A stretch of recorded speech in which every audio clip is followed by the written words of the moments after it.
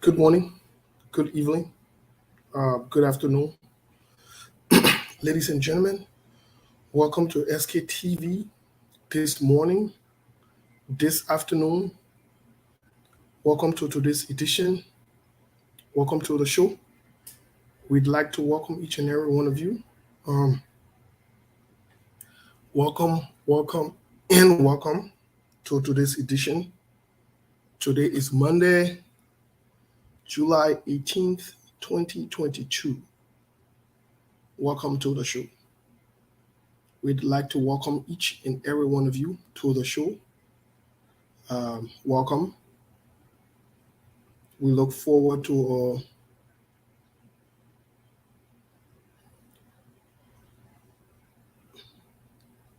an impactful show. Welcome, welcome, and welcome. Welcome to the show. Welcome to the show, and welcome to the show. Hey Sam, how are you? Today's the start of the new week. My man, God money me. I know what didn't you get for me? My Christmas, my 26 on you, brother. I just looking for the 26 now. Like, oh, if you get my thing, just drop in my DM, brother. Like, hey there. I don't want too much noise. Drop my thing, brother. 26 come in, my partner need a ball. Sis Gloria, what's up? What's up, sis Gloria? Coming hot chair. We coming hot chair in North Dakota. You already know what time it is. Yeah. Well, welcome to the show. Today we have a lot to cover, a lot to talk about. My man, I'll drop my send wave in your DM, my man, or I'll send it to your WhatsApp. Either way, that send wave will drop. Don't even trip. Don't even trip. Yeah. Don't even trip. Just make sure you let my thing happen.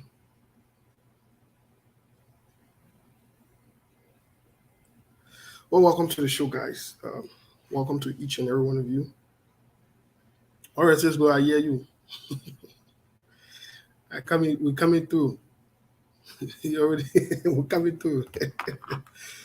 Well, welcome to the show, guys. Welcome to each and every one of you. Let's share the show while you're coming on. Today we have a lot to talk about.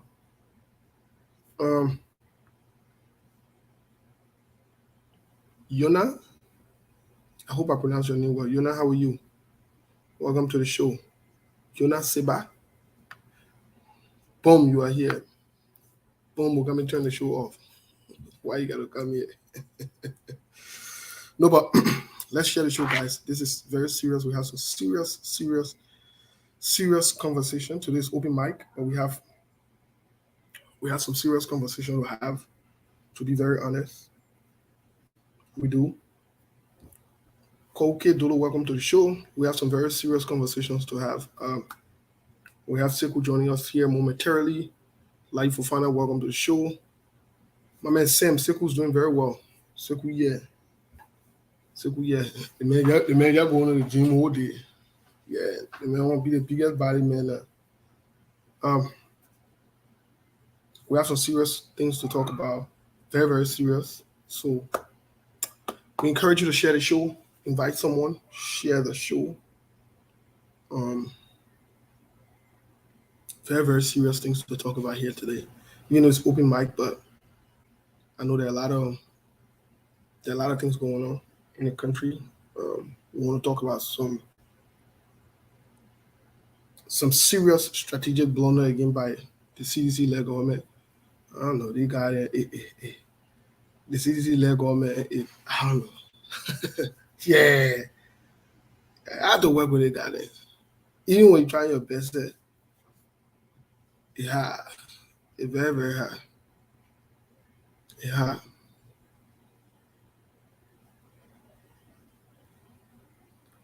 Very, very hard. But we'll also have our guest with us to have this conversation.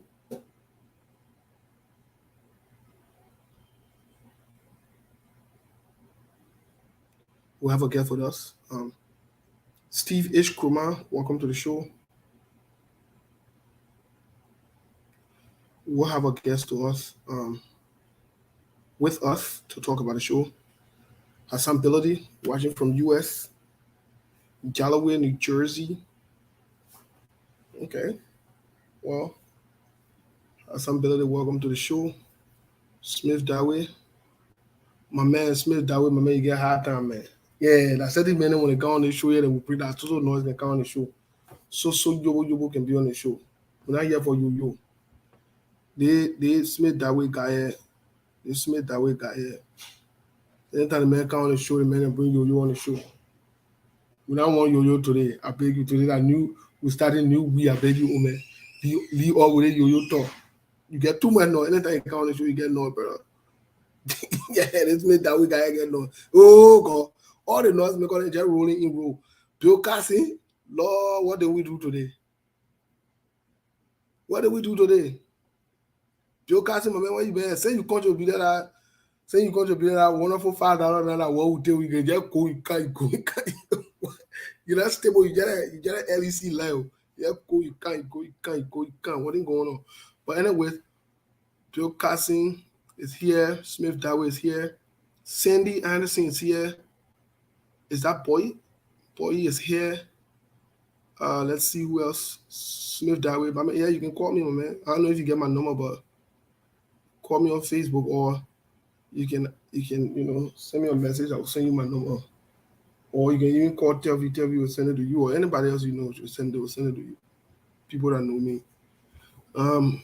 Is that Kebeth watching from Texas? Texas people that wait on Smith Daway, Bill Castle, all of your Texas people, you're here again.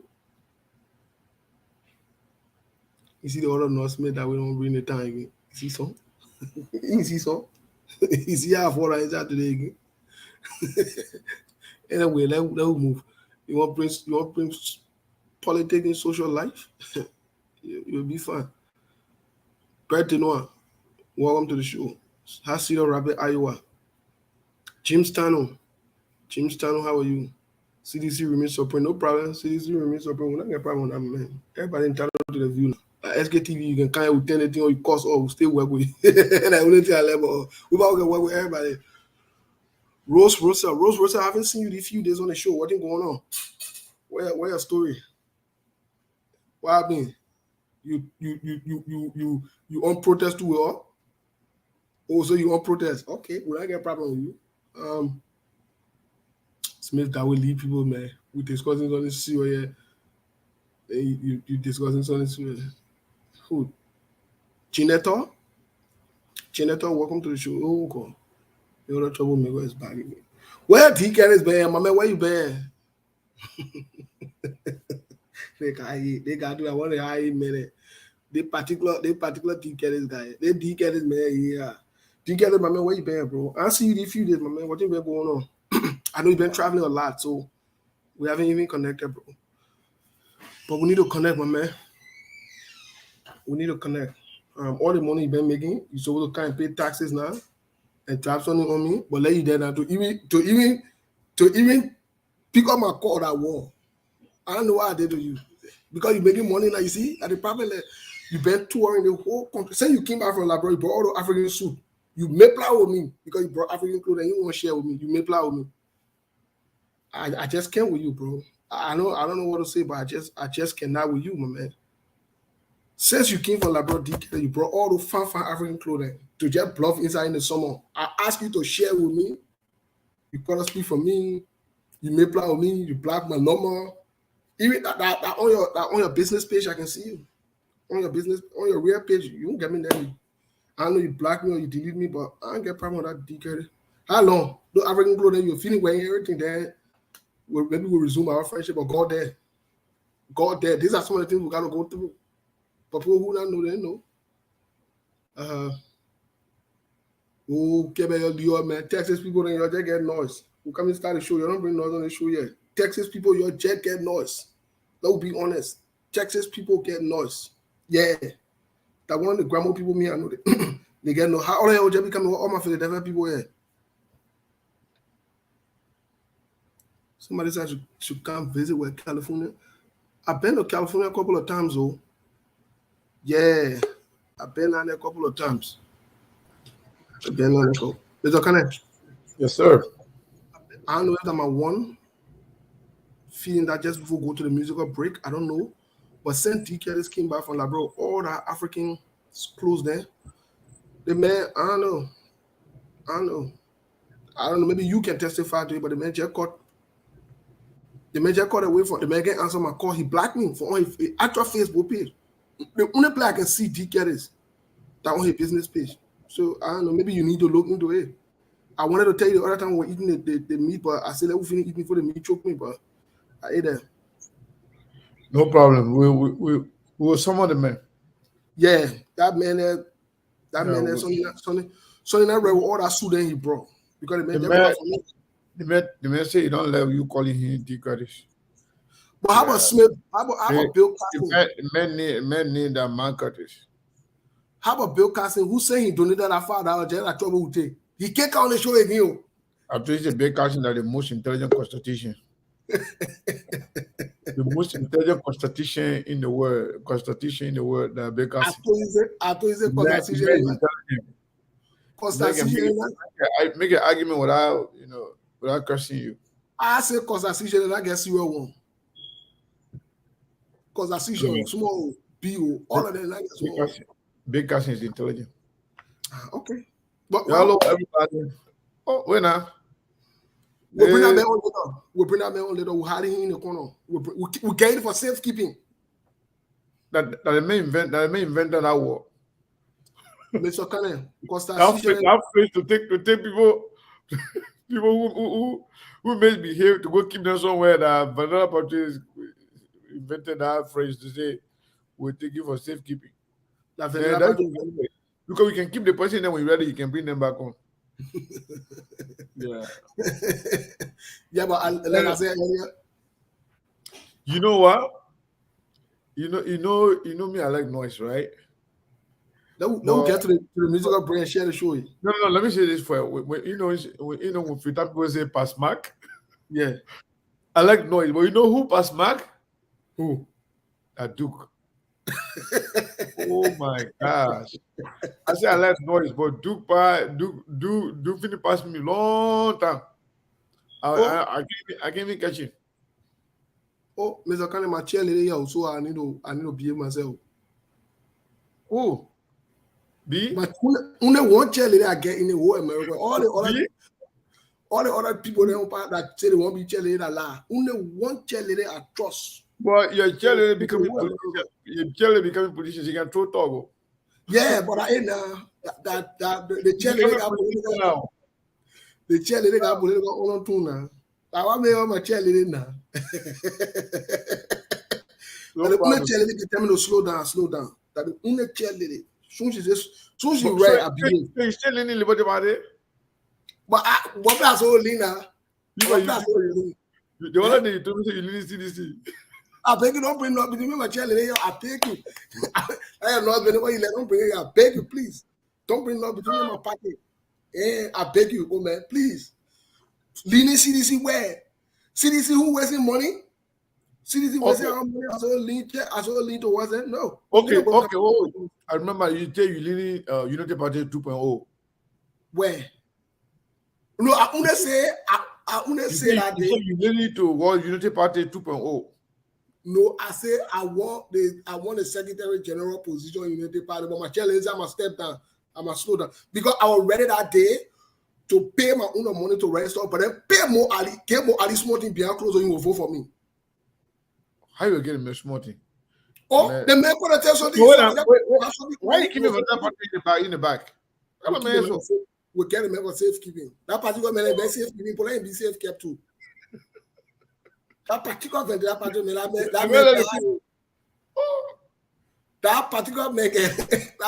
ain't get momentum. Anyway, let's get to the. Before you get to, I got to say something right now. Say you already put your cheerleader, on the spotlight. Your cheerleader, because she likes shopping too much. She couldn't even remember all the things that she can get. So the man go now order for her. She thinks that one of the things when she finish purchase. That post made me laugh, man. Then before she loan her, the man say, "Oh, honey, your stuff, yo." Then she thinks that she don't want to buy it because she can buy too much, and she don't want to make mistake. She wasting the money. Then she say, "Oh no, I buy it cheap." The man go buy it expensive. He can say, "You buy it cheap." Say go affair. You let noise. Why you let her bring all this small noise out? Oh my God! I said, I don't want to buy. You were caught. Rain Right-handed. and I mean, I like that man. I mean, I love his personality. He's a good man. No But problem. that time your cheerleader was just, she was trying to, bro, we say tell story. No, tell story about OT because they like shopping minute too much. Then she was there in the situation. Mr. Cannon, when we go Jersey, I got to stop to the cheerleader. I got to drive by, stop to the cheerleader. Oh, yeah. For convention, you go to the place there? I got to chauffeur and see the cheerleader. But let's get to the musical break really quick. Let's do the show. No, let's get to the musical break quick. Then we'll do the show. So you're not bringing Vanilla Patrol? Why are you announcing our guest, Mr. Cannon? Why? Hello. No. Hello. I love Vanilla Patrol. You won't keep me for safekeeping? Let's get to our music for it. Vendela Patrol will interpret a particular song today. He will interpret the song. Vendela, please listen to this song. Sense go now announce you. But before hold on, before you go to that place there, you better be clear and precise as to where you're leaning. When you go to that place there, you're not leaning properly. Okay? No, I feel make up my mouth. I leaning towards Liberty Party. Okay. Yeah. That occasion I feel with business. I don't, my boy. I don't want to do anything. Yeah, people, I finished share the show, so it's up to you. I haven't even. So let's Vandela Patrol interpret this song for us.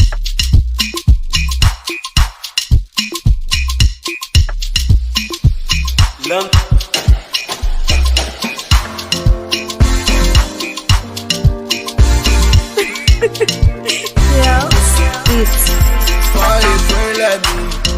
Find a friend like me. If you not want betrayer, find a friend like me. Find a friend like me. Find a friend like me. If you not want betrayer, find a friend like me. Bombe oh, find a friend like me. Bombe jene oh, find a friend like me. Bombe, find a friend like me. Friend like me. Hey, see bestie, your bestie not sweet like my bestie. Your bestie la bestie, find a friend like me. I say, see bestie wanting to wealthy. Find a friend like me. I hear them say they want me go. I say But they say they want me go. I say Some French girl Some French girl Some French girl French girl Hey, see bestie, your bestie not sweet like my bestie. The bestie la bestie, find a friend like me. I say, see bestie wanting to wealthy. Find a friend like me.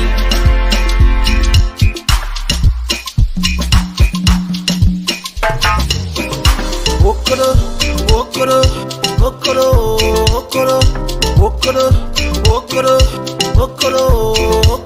They won't step on my blessing, but God get it breaking heart. Okoro. They won't call it my blessing, but God get it breaking heart. Okoro.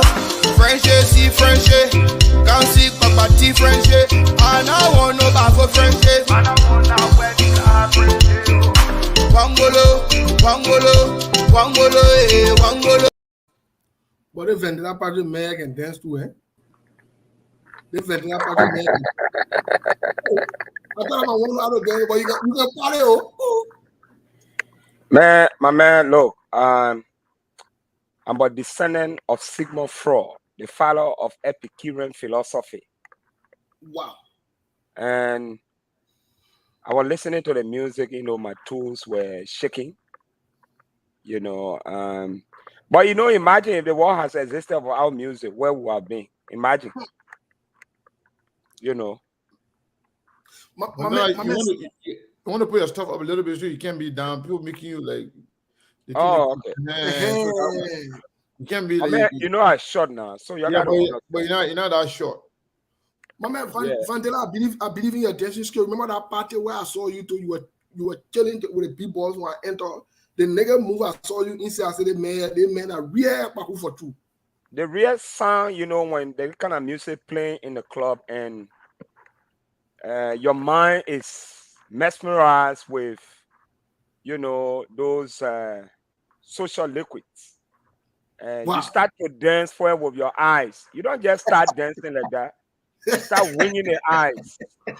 You start like that, and begin to evaporate from the mind straight into the vein. That's when you see people on the stage like that. But the music is good. Liberians are improving. They are really, really improving. The music industry in Liberia is improving, and I'm very, very impressed. So, but Vandela, what quickly before we get into the conversation for today, so I know you were talking about the man, but at the same time, why the music vibing like that? You can be putting to eat chicken or what? Oh no, my man, putting thought to eat chicken is a social interaction. Okay. I just want to look oh yeah, we say, but you got to throw good talk now because I didn't talk. You throw talk, they can run behind you for it. Some talk and put you in some situation you can't handle. No, yeah. Let me give you one example. I was in college, Cottington. Our vice chairman for, I think, vice standard bearer for the Campus Bay political party, Cottington Unification Party. Man, you have morale on the campus. At that time, throwing to the eat chicken was not easy, but I went a true trust somewhere was not easy. It was not easy. I didn't succeed. But the blasting I received, my brother, I won't talk a little with me. We'll talk to that. Okay, but you can throw to eat chicken. I know, yeah.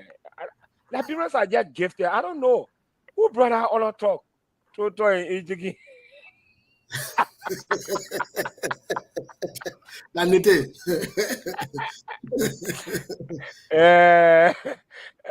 God.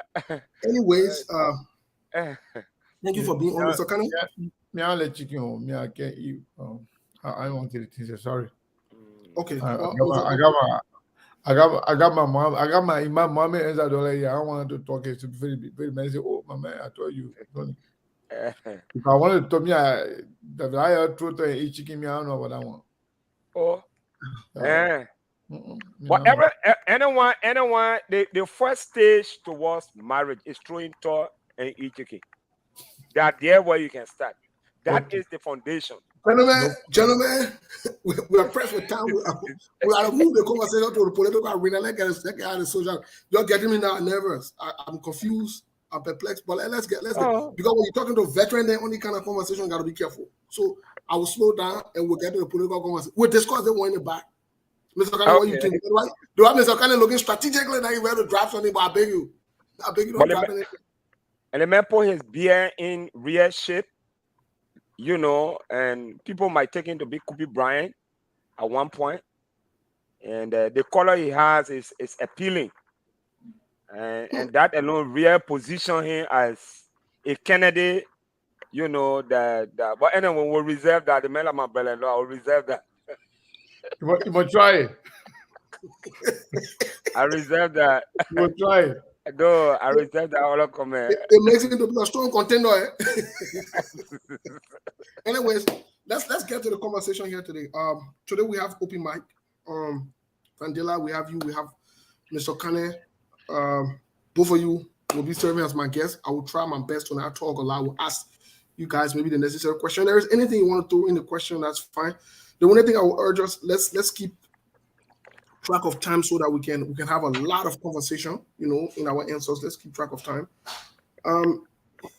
Here's why I wanted to ask both of you first of all, while we're talking about open mic. What do you make? Somebody said they're very angry at me because they hear say are leaning CDC. me, I just waiting for the president call. Oh, You know, yeah, when the president call me, the president will give my money be owe me, and you give me, you will be bad, pay me radio station.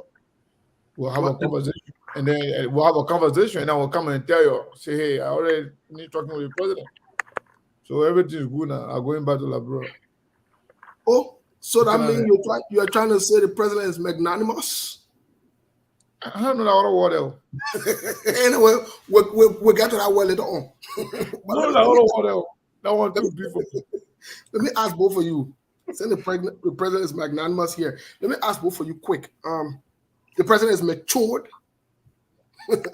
Anyway, let me ask both of you. What do you make of the president and CDC's quote unquote retreat, which turned out, I don't know where it turned out to be in Nima County. What do you guys made of that retreat? Because a lot of money was spent. What is your thought on it just before we come to the lobbying and other things? Because that will be our focal point for today. The lobbying, the money that's been spent. What do you guys make of it? Fendela, let's hear your thought. For me, retreat, what is retreat? It's an administrative process where national leaders assess their responsibilities, activities when it comes to governance, and say, you know what, we need to go for cabinet retreat to upgrade the skills of certain people or to pinpoint certain things where they did well, where they didn't do well, and some punitive actions will take place. Some people will be dismissed. Some people will be, appointed in the government. It's almost like a basketball game. After the first quarter, people rest, new players come in. But the retreat, it has political undertone. It also has what I call, a formation of a strategy to disintegrate the opposition. If you see a certain president taking a retreat to a strategic country, like Nimba, the second populated country, especially in Ganta, the whole country goes there. Money was spent. I have no idea about how much was appropriated for the retreat. But before you go for a retreat, you must have consistent cabinet meetings to assess the responsibilities of your cabinet ministers or those who serve in cabinet position. That has not been happening. Mistakes have been made in government. Some ministries and agencies of government have smelled with corruption. Appropriate actions have not been taken. And calling these people to go for cabinet meeting and giving them less than 5 minutes and 10 minutes to present, it defeats the purpose of cabinet retreat. When you go for serious meeting, some of you who work in international organizations, they'll say, you are the department head, you have like 20 minutes or maybe 1 hour to present. Give us. During the course of the year, you have like 5 million. How did you spend the money? Not only one person going to cabinet meeting. There must also be an internal audit. A good leader, before we go to cabinet meeting, we must have internal audit. We'll have all the facts. When we go to the cabinet meeting, they have cabinets in cabinets. This is where leaders are summoned. During the course of the year, you were given this amount. What did you do? These are your pitfalls. You did not achieve this. You desperately performed. This money was not accounted for. This is the report that we have. from the internal or secretariat, audit secretariat. This is what it said about you. Can you justify you meet the president one-on-one? The president is surrounded, not just the cabinet meeting does not have, it did not take into consideration people with foreign expertise, like people who work in the private sector. You must be able to invite them when you go for cabinet meeting and you are dealing with certain areas, like people in the security sector. Bring people from outside.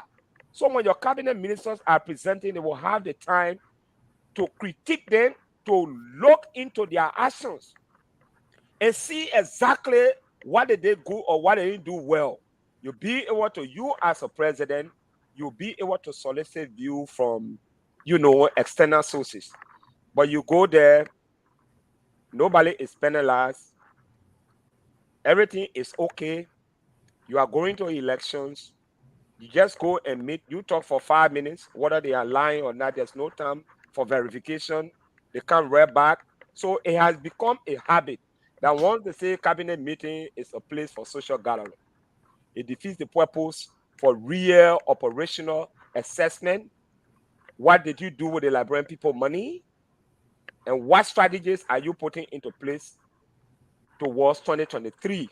What are we expected to benefit? So for me, I didn't see anything that resembles, a well-fortified cabinet retreat. What is the outcome? What is the blueprint? Maybe I have not been following. Maybe the government has issued a statement and they have told you this is what we intend to do in the next 5 months. Nobody knows that. So for me, the cabinet meeting is good, but I think it defeats the purpose when people go there just to merry-make and discuss and come back the same. Especially those who are struggling with corruption, they are now back in the administration and agencies. I don't want to see that happening. All right. Well, thank you. Let's turn to Mr. Connor really quick. Mr. Connor, what do you think about that whole retreat cabinet meeting? However you want to term it, because it's very confusing. First of all, I think it was a failure. But if you look at it from a standpoint of a retreat, it was a failure. That the retreat is like getting back together, re-examining yourself, like Vandra Patrick said, like giving like a progress report for each ministry so that you can know exactly what is going on in terms of the way they're functioning and, their shortcomings, the mistakes, and just to give progress report, wherein they fell short, they can come in and remedy some of those issues. But I think what happened in Nimba County, and that is also happening in other part of the country, is that the government of Liberia is officially campaigning. Don't forget about that part. The retreat may not have lasted longer, but right after the retreat, you saw the president traveling from one town to another, from village to village, from one city in Nimba County to the other. So the president and the entire CDC, they have started campaigning. And I believe this is the wake-up call for the opposition. Whatever happened in the last 3-4 years, many people are not going to remember that. Some people will remember it, but not everybody. So whatever they are doing right now, they are already campaigning without saying that we are campaigning. You can do the same thing too. So I believe the president, they're taking advantage of those things to say, let's do a retreat in Nimba County. Let's see what we got in Nimba. Let's see if Nimba, we really, get some strength in Nimba County. Let's see if Nimba are going to respond to us and let the president travel around so that can remain in the people's mind. And the little thing that you saw the thing, let me tell you something. All those uniforms you saw on those women and those children, everybody, those things don't happen overnight. It was well planned, coordinated, and executed. It was a campaign, and the campaign will continue. I think it's a wake-up call for the opposition. They have to start doing the same thing, even do it better. Otherwise, the last person that we come to that will go to the people first. I mean, the last person that will go to them, they're not going to remember what happened yesterday. They will, people, everything, this is the election season right now. Everything that's happening right now in Liberia is being political. So, in short, the government is campaigning aggressively. They are doing everything to make sure that the people remember the CDC government, the president, so that come 2023, because the president was here the other day. He did X, Y, and Z for the people. It's not going to stop right there. They're going to go to another country right now, and very soon they're going to have the president. They're going to renominate the president to run for a second term.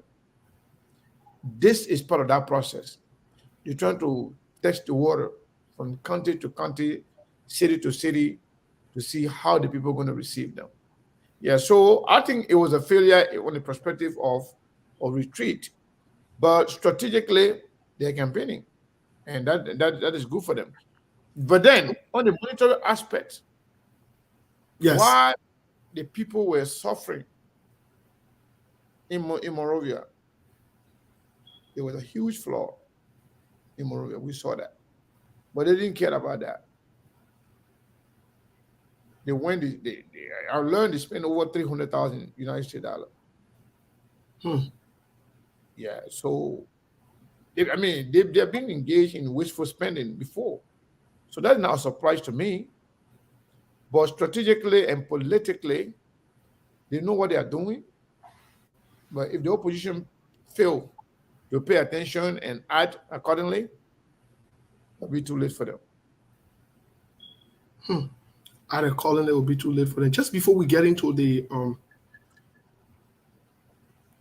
lobbying or whatever it is, because we're about to get into some very deep conversation. There has been a lot of back and forth with social media, talk show, and so forth. Some have complained, some have tried to ridicule or say to Senator Darius DeLong he cannot be a talk show host. What do you guys make of the most recent move of Senator Darius DeLong, some member of the Unity Party? And we want to be clear, some member of the Unity Party, the opposition bloc, that have also formed. This is not coincidental, I believe, in my view. This is not anything that they just did, no, it's not coincidental. What do you guys make of Senator Darius DeLong, the newest talk show host on the block? What do you guys make of this move and other platforms like us and other people that are already operating? What do you guys know that? What is your view? What is your take before we get into the real issue here today? I think there's nothing wrong for somebody to express. It is a right guarantee under the Constitution of the Republic of Liberia. And there is no specific channel that has been described under our law as to how someone can speak. There's nothing wrong with that. People can sit and they choose to be who they are, and they can do anything they want to do. And as such, in the case of DeLong, people must understand that in as much as he has the right to discuss, but they say a leader must know when and where to talk. DeLong was elected as a policy maker. The best area to articulate, to reflect the views of the people is the plenary of the Liberian Senate, where when you discuss, you participate in the voting process to either be a law or to take away certain things. What we are doing here, this is a code of public opinions. We convict people here. We discuss them. We discuss about the legislature. We can discuss so many things.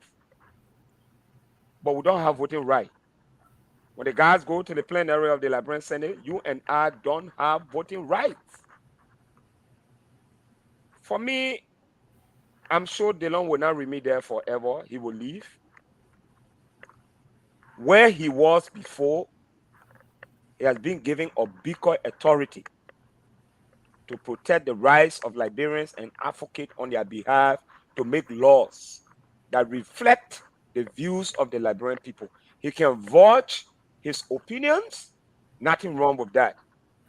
But leadership comes with responsibilities. That the guy in Ukraine, he was a comedian. From the time he got elected, he started making people laugh.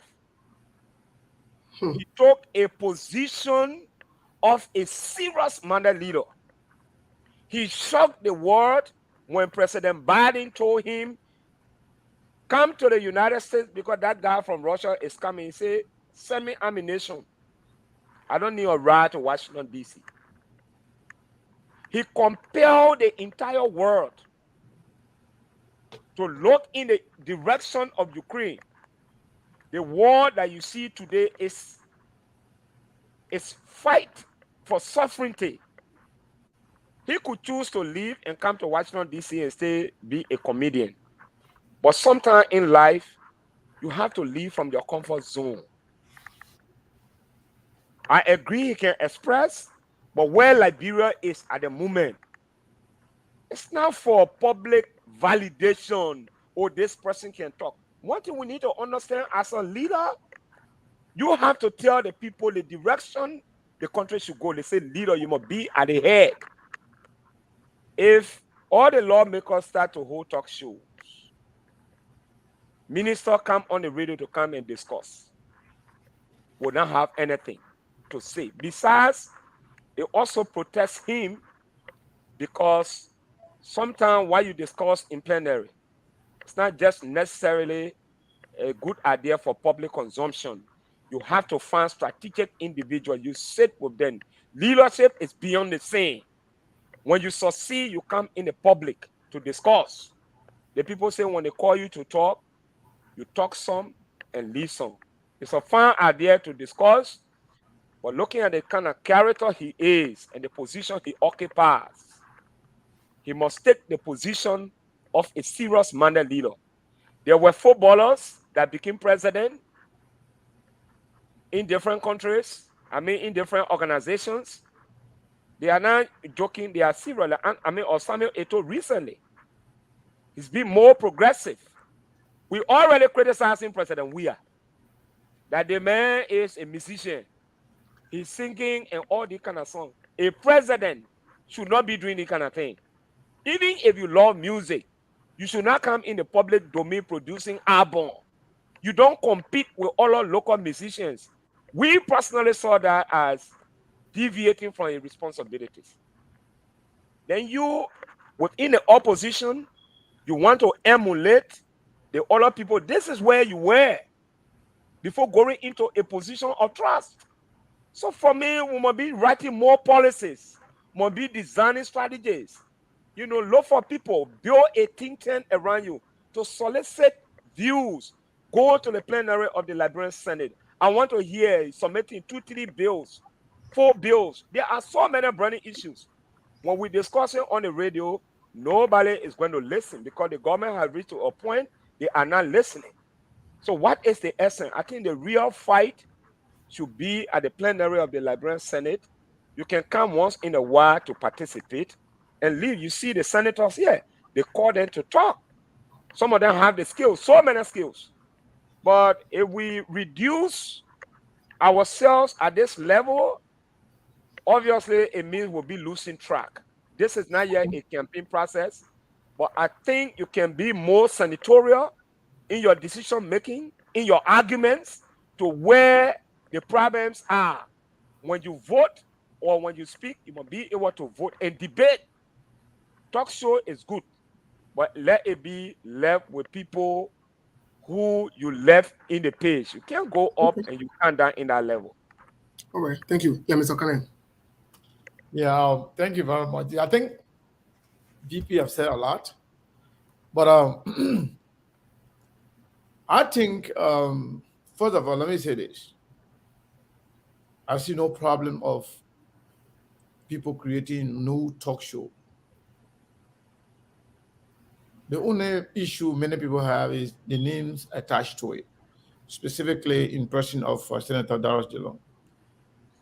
Let us all remember that DeLong rose to prominence through talk show, like VP said. You know, where you were. So coming back time to time to reconnect with his people, I don't see that as a problem. At the same time, there are a lot of other media outlets that you can go to. If you're not satisfied with one of them, you can go to the other one. But what we are seeing right now, for me, I think it is an act of desperation. An act of desperation to somehow reinvent the wheel. To reinvent the wheel, to somehow resurrect some of the something that have been lost already. Senator DeLong is going through a lot politically. Senator DeLong and Senator Yomli Kanga Lawrence were just a few months ago, were just kicked out of their party.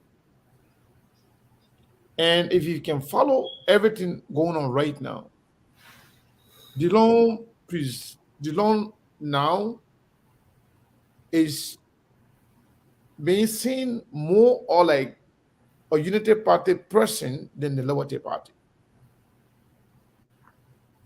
So when I say it is an act of desperation, DeLong trying to make sure he make himself relevant again. Because what happens, some political decision when you take it, it goes a long way. It goes a long way. When the minute DeLong said on this platform that I'm leaning Joseph Nima Boakai, from that day up to where we sit, and some of the happenings in the Senate and his personal behavior, especially when it comes to the issue of the airline ticket. Let me meet this guy. Okay. So when it comes to the airline ticketing, you know, the $30,000 first time, you know, the man about the $45,000 car, all of those things that happened. And remember, DeLong was not elected by the Unity Party people or Liberty Party people. He was elected by the CPP people. And CPP, majority of the people that supported DeLong came from the people that we call internet citizens. And when he made that decision to say, I'm leaning Boakai, most of the supporters from the internet citizens gave him their back. So DeLong now trying to get that relevant back. Other than that, after the whole thing started, when DeLong went on the show the other day, he said, I'm not going to be the host moving forward. He said Patrick Horner going to be the one. But that was not the intent, because he went under fire and a lot of people try to criticize him. So that's why he said. But the bottom line here in this whole thing, Steve, is that DeLong is trying to somehow rejuvenate that leverage he has. I don't know if he's going to ever get it back, because trust is very important. A lot of people don't trust him anymore in terms of judgment, in terms of changing position or making different statements every day. And overall, he is very, very, very arrogant and pretend to be good. So now we have kind of got a lot of breaches with other people.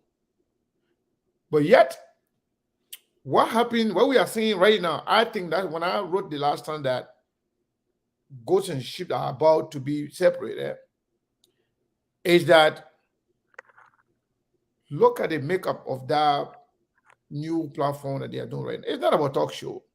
It's about identifying who really align with DeLong, JNB, and other people. Pretty much everybody that say good thing about JNB are somehow panelists on that new platform. Everybody. So it's actually not about platform. It's about who is with me. He's trying to find out, to confirm who I stay with DeLong. Is DeLong that important? DeLong that relevant like he was a few years ago? So in short, the talk show thing is good. It will give all of us a clear picture going into 2023 as to who are independent, who are with the opposition, and who are with the government. So all in all, DeLong already said he's not going to be there moving forward. He will be a panelist. But I'm not trying to discount the fact that even though you were elected to do a piece of job, but now you're focusing more on the talk show thing than doing the job, you could argue to say, oh, well, that's part of my job to bring the Senate to the people. You're already doing that. But making it in this format, yeah, where the problem came from. So they don't been doing this, but I think it's an out of desperation to see where he stands with the people, whether he has lost a lot of relevance or he stayed relevant to the people. That's what it's all about, and they want to know who all standing with JNB and the Unity Party. And to conclude, Steve, I personally believe moving forward now, I think DeLong is now a Unity. I'm not saying that's what he said, but DeLong now is with the Unity Party because DeLong is in the process of finding new political home. That's why all the people that are over there, they're all Unity Party people and their supporters. So it is in search of a new political home, and in so doing, you got to do whatever you can do, just to keep, just to stay relevant. Okay, well, let me get to this really quick because we got that big conversation to have here. The first thing I wanted to say about this whole thing is, you see, you don't have to like people, but it is okay to respect them, and it's also okay for us to stick with the issue and talk about the issues. I think, in as much that we criticize Spoon Talk when they do wrong, and we expect Spoon Talk or other people to criticize us when we do wrong, I think the time slot selected for them to come on, I don't have a problem when they choose to come. If they choose to have a talk show or not, that is the prerogative. It's not my problem. But I think they should have been respectful of the Spoon Talk, especially on the timing. They should have been considerate. They should have been considerate. Some people say, well, but Fox can come on the time, the other people can come on that time. That's true. The timing also about when they launch this speaks volume. then we can say nobody's stupid here. Nobody's stupid here. And lastly, the other thing I want to say about this whole talk show thing, let me say this. We the Liberian people, we learn new thing. We learn new thing. When I all bread and butter, everybody flowing towards it. Sitting down for 2 hours or more daily. It's a huge commitment. Some of you don't know. I give kudos to people who host talk show consistently. It's a huge sacrifice. It's a huge commitment. The bunch of people and group of people that you've seen, and I'm saying this to my friend and my brothers and the direct still on, and I'm going to say this openly. I don't know the level of commitment. I don't know what's going to be the topic. I don't know what's going to be the zeal. I don't know what's going to be the momentum. But like Vandila Patrick said, when you reach a certain level, sometimes you slow down. Small shit better than big shit. But Steve, quickly, let me let me finish. UP. Rethink your strategy. Rethink your strategy. I'll leave it as that. I will not go into detail. I will not give you a heads up. But there will be the yo-yo will not finish. The noise will not finish. But Steve, quickly. Yeah. Do 30 seconds so we can go on. I beg you, please. Quickly, I'm reading the comments, and Liberians, you need to understand this. There's no small senator, there's no big senator. Globally, a senator in Liberia is equivalent to the senator of the United States. The way you carry yourself will create rooms for senators in the United States to see you as a serious-minded person. Yeah. Imagine members of the United States Congress sitting and seeing our senator in Liberia on the talk show and not debating policies. Imagine the level of disrespect. Who told you these people don't read about you? They do a critical assessment of the characters. That's why when you come here, they don't easily welcome you in their offices. Steve, I had a time to work with Congress from 2017 to 2018. Before you sit with these people, they don't want to be tinted. They have someone special in our office to do a chronological analysis of the thing that in your mind, if you claim to be a leader. If they don't see anything fit, substantial, you will never have audience with them. Project yourself as a potential leader, someone who is capable of running the country. That's why the people don't take our president serious, because he's making music. And you know the dividend of that. That's why he's not welcome most of the places around the world. Because no serious-minded president wants to welcome a musician. A comedian in Ukraine has compelled the entire world to look at the kind of support the guy is attracting. Right. So we can't continue to hail someone. Oh, he can talk. No, there is time for everything. It was a season to talk. He got elected. 9 years, make policies for us. We don't want to say, oh, these are the kind of things. I mean, we're doing this in good faith, gentlemen and ladies. I don't want people to be looking at these kind of things like, oh, and healing people and be discussing it. When you come here, you get pass all around. I think we got to be serious. We got to be serious. The same way we frown at the president for making music, even though he can sing. Why should our senator, appear on talk shows, man? How your colleagues around the world will read about you. The people want to go to your website. I doubt whether one senator in Liberia have their personal website. I have suggested that to many of them. There's something we call online presence. If you decide to travel to China, to travel to Australia, to meet your fellow colleagues in parliament, they have to Google you and go see you on Google, on Facebook, talking. They want to see the policies that you are making. They want to go to your personal website. Every senator and representative in the U.S., they have their personal website. Their decision at the Senate.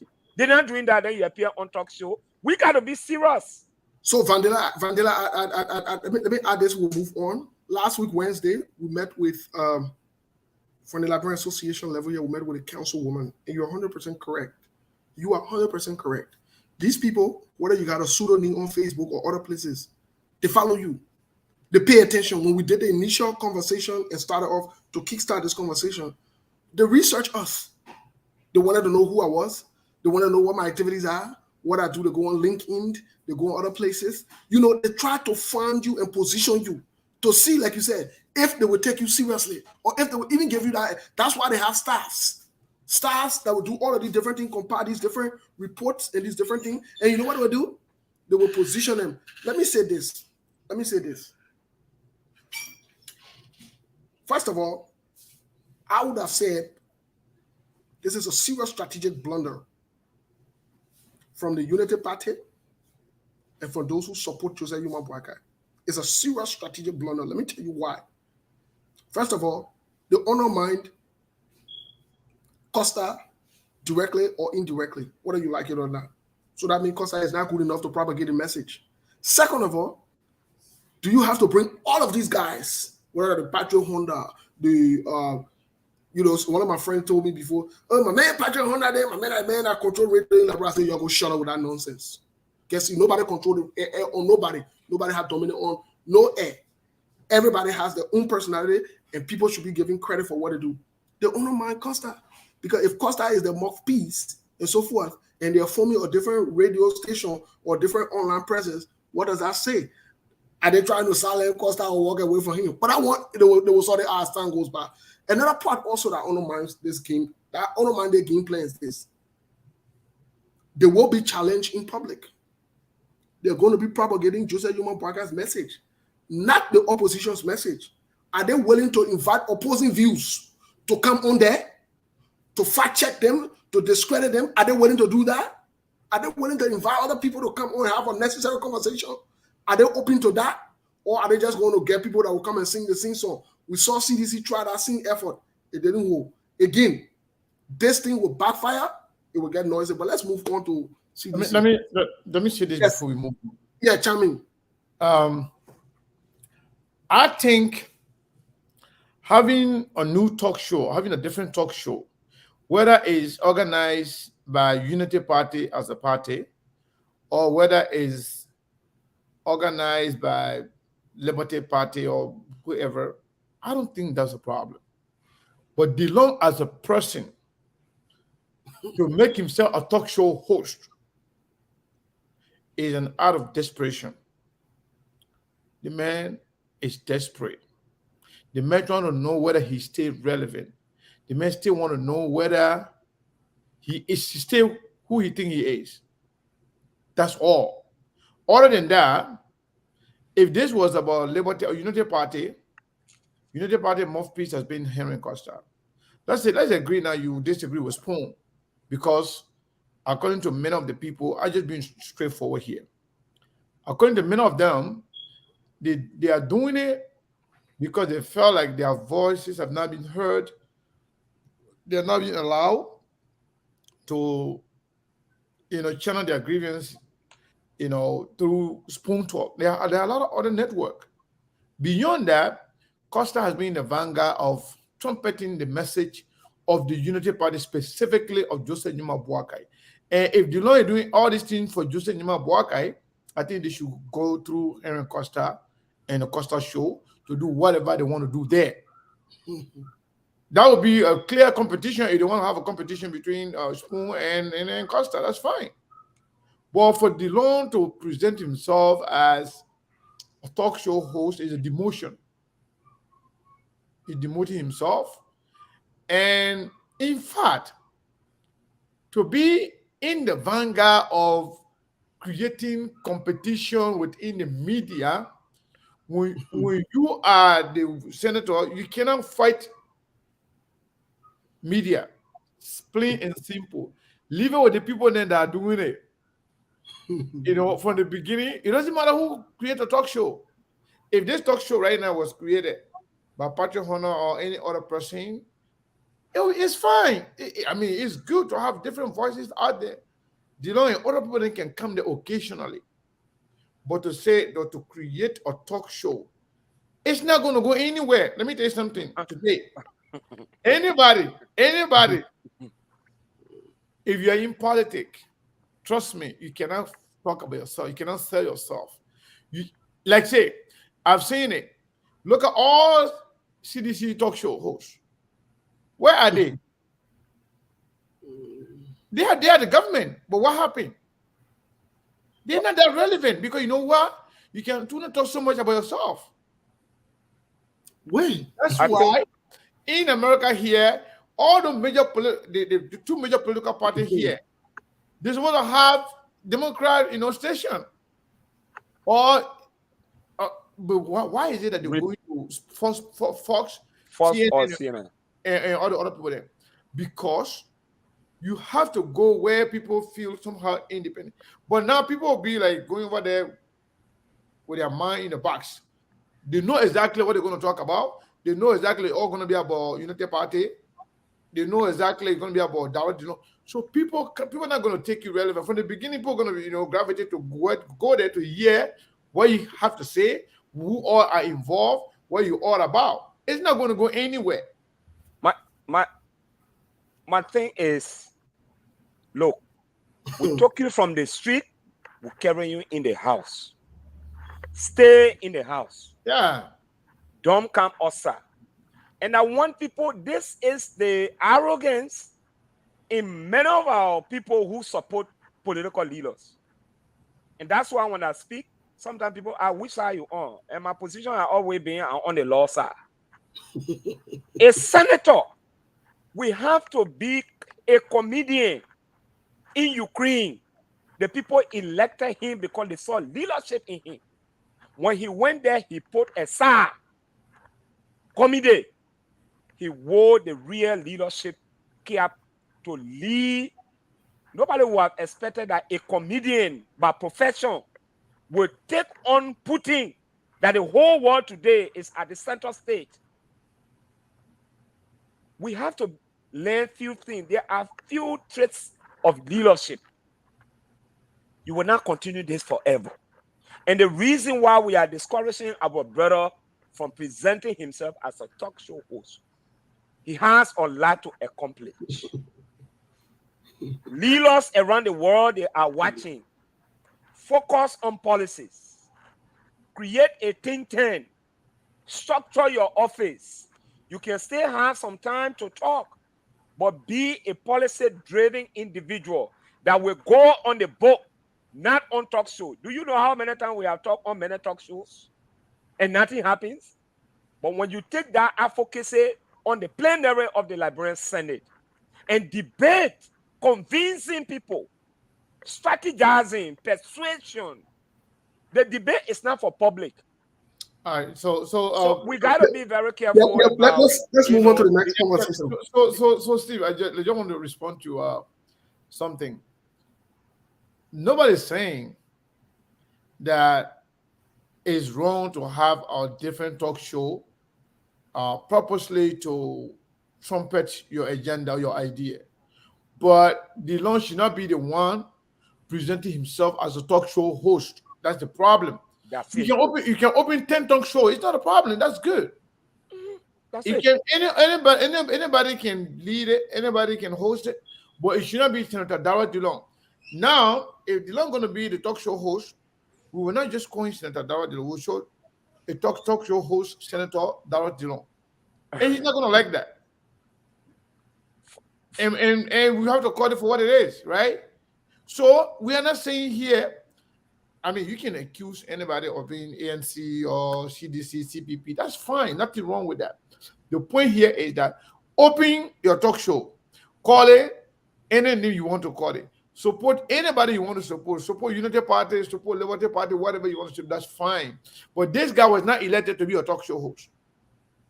Presenting himself as a talk show host is a failure and desperation. So somebody just talk about he's the chair of D15. That is an administrative role. These are things that we have to explain to many people. Being the board chairman for D15 does not mean he's the one who decide who to speak, who not to speak. It is purely administrative. People must learn to understand this, that a leader, when you elect, How will you feel that 2023 Mr. Barker is elected or Kumi is elected? You see them, every time dancing on the street. How some of you will feel? Yeah. When you were a child, you behave like a child. When you became a man, you should behave like a man.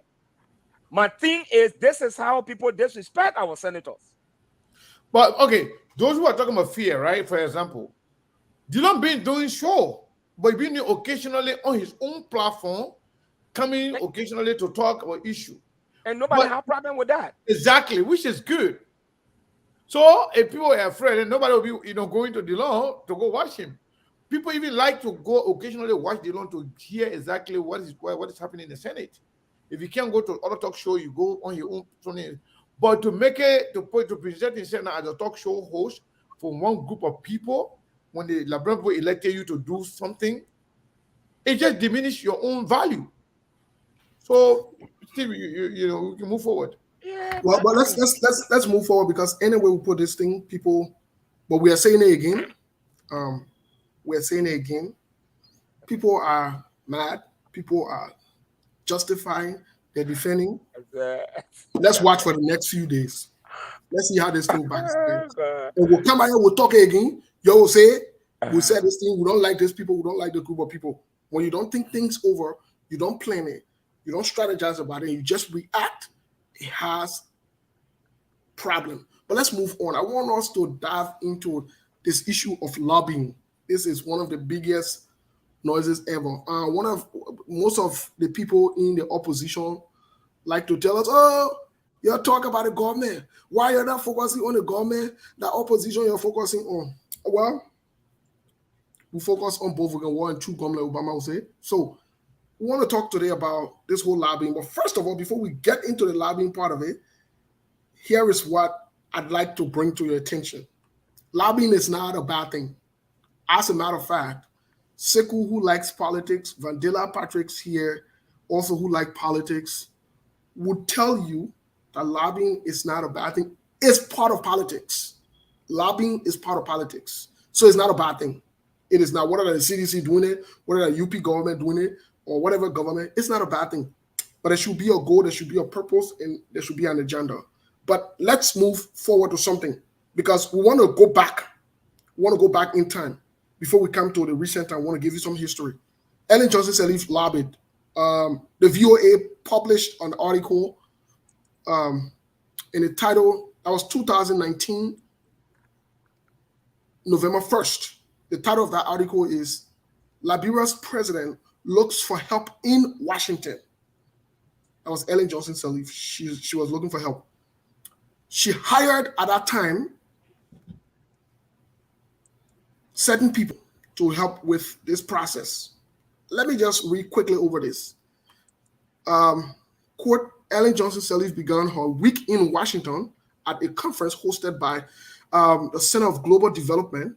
She was joined at the podium by her finance minister, Antoinette Sie, and Congressman Jesse Jackson Jr., and Democrat from Illinois at that time. But let's move forward to the purpose of her lobbying, because that's important. Let's lay that context.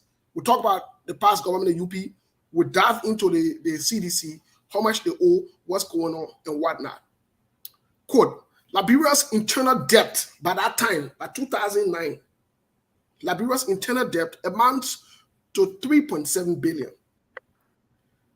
That is about 8 times the nation's gross domestic product, the GDP.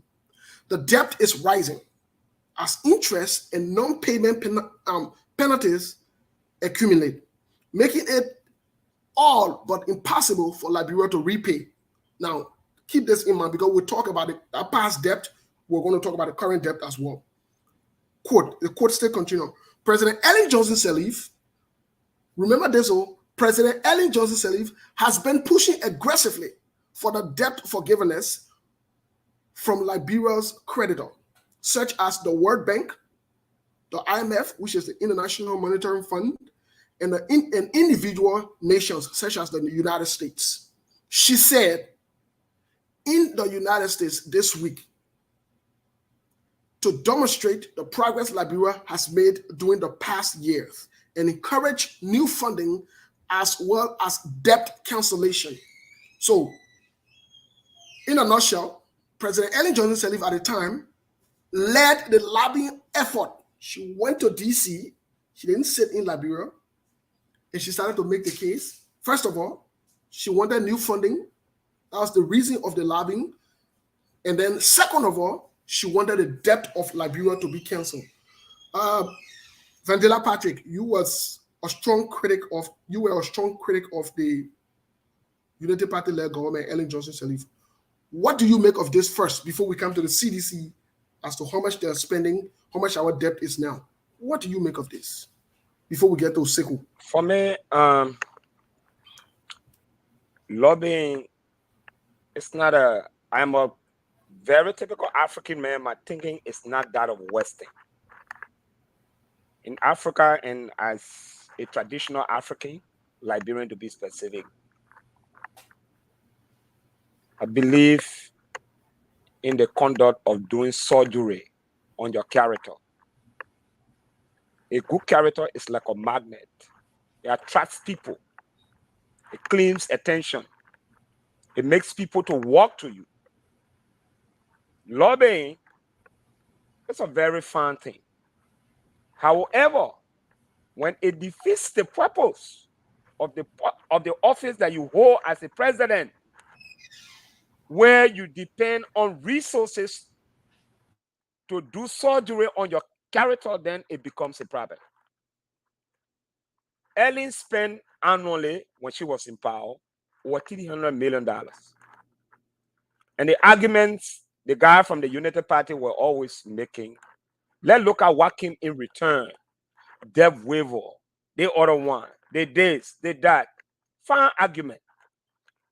But the second point to that is, assuming without spending that money, and you reposition yourself as a leader who is determined, who can attract, and who is doing something that the very international community wants to see in your country, you're not going to pay a dime.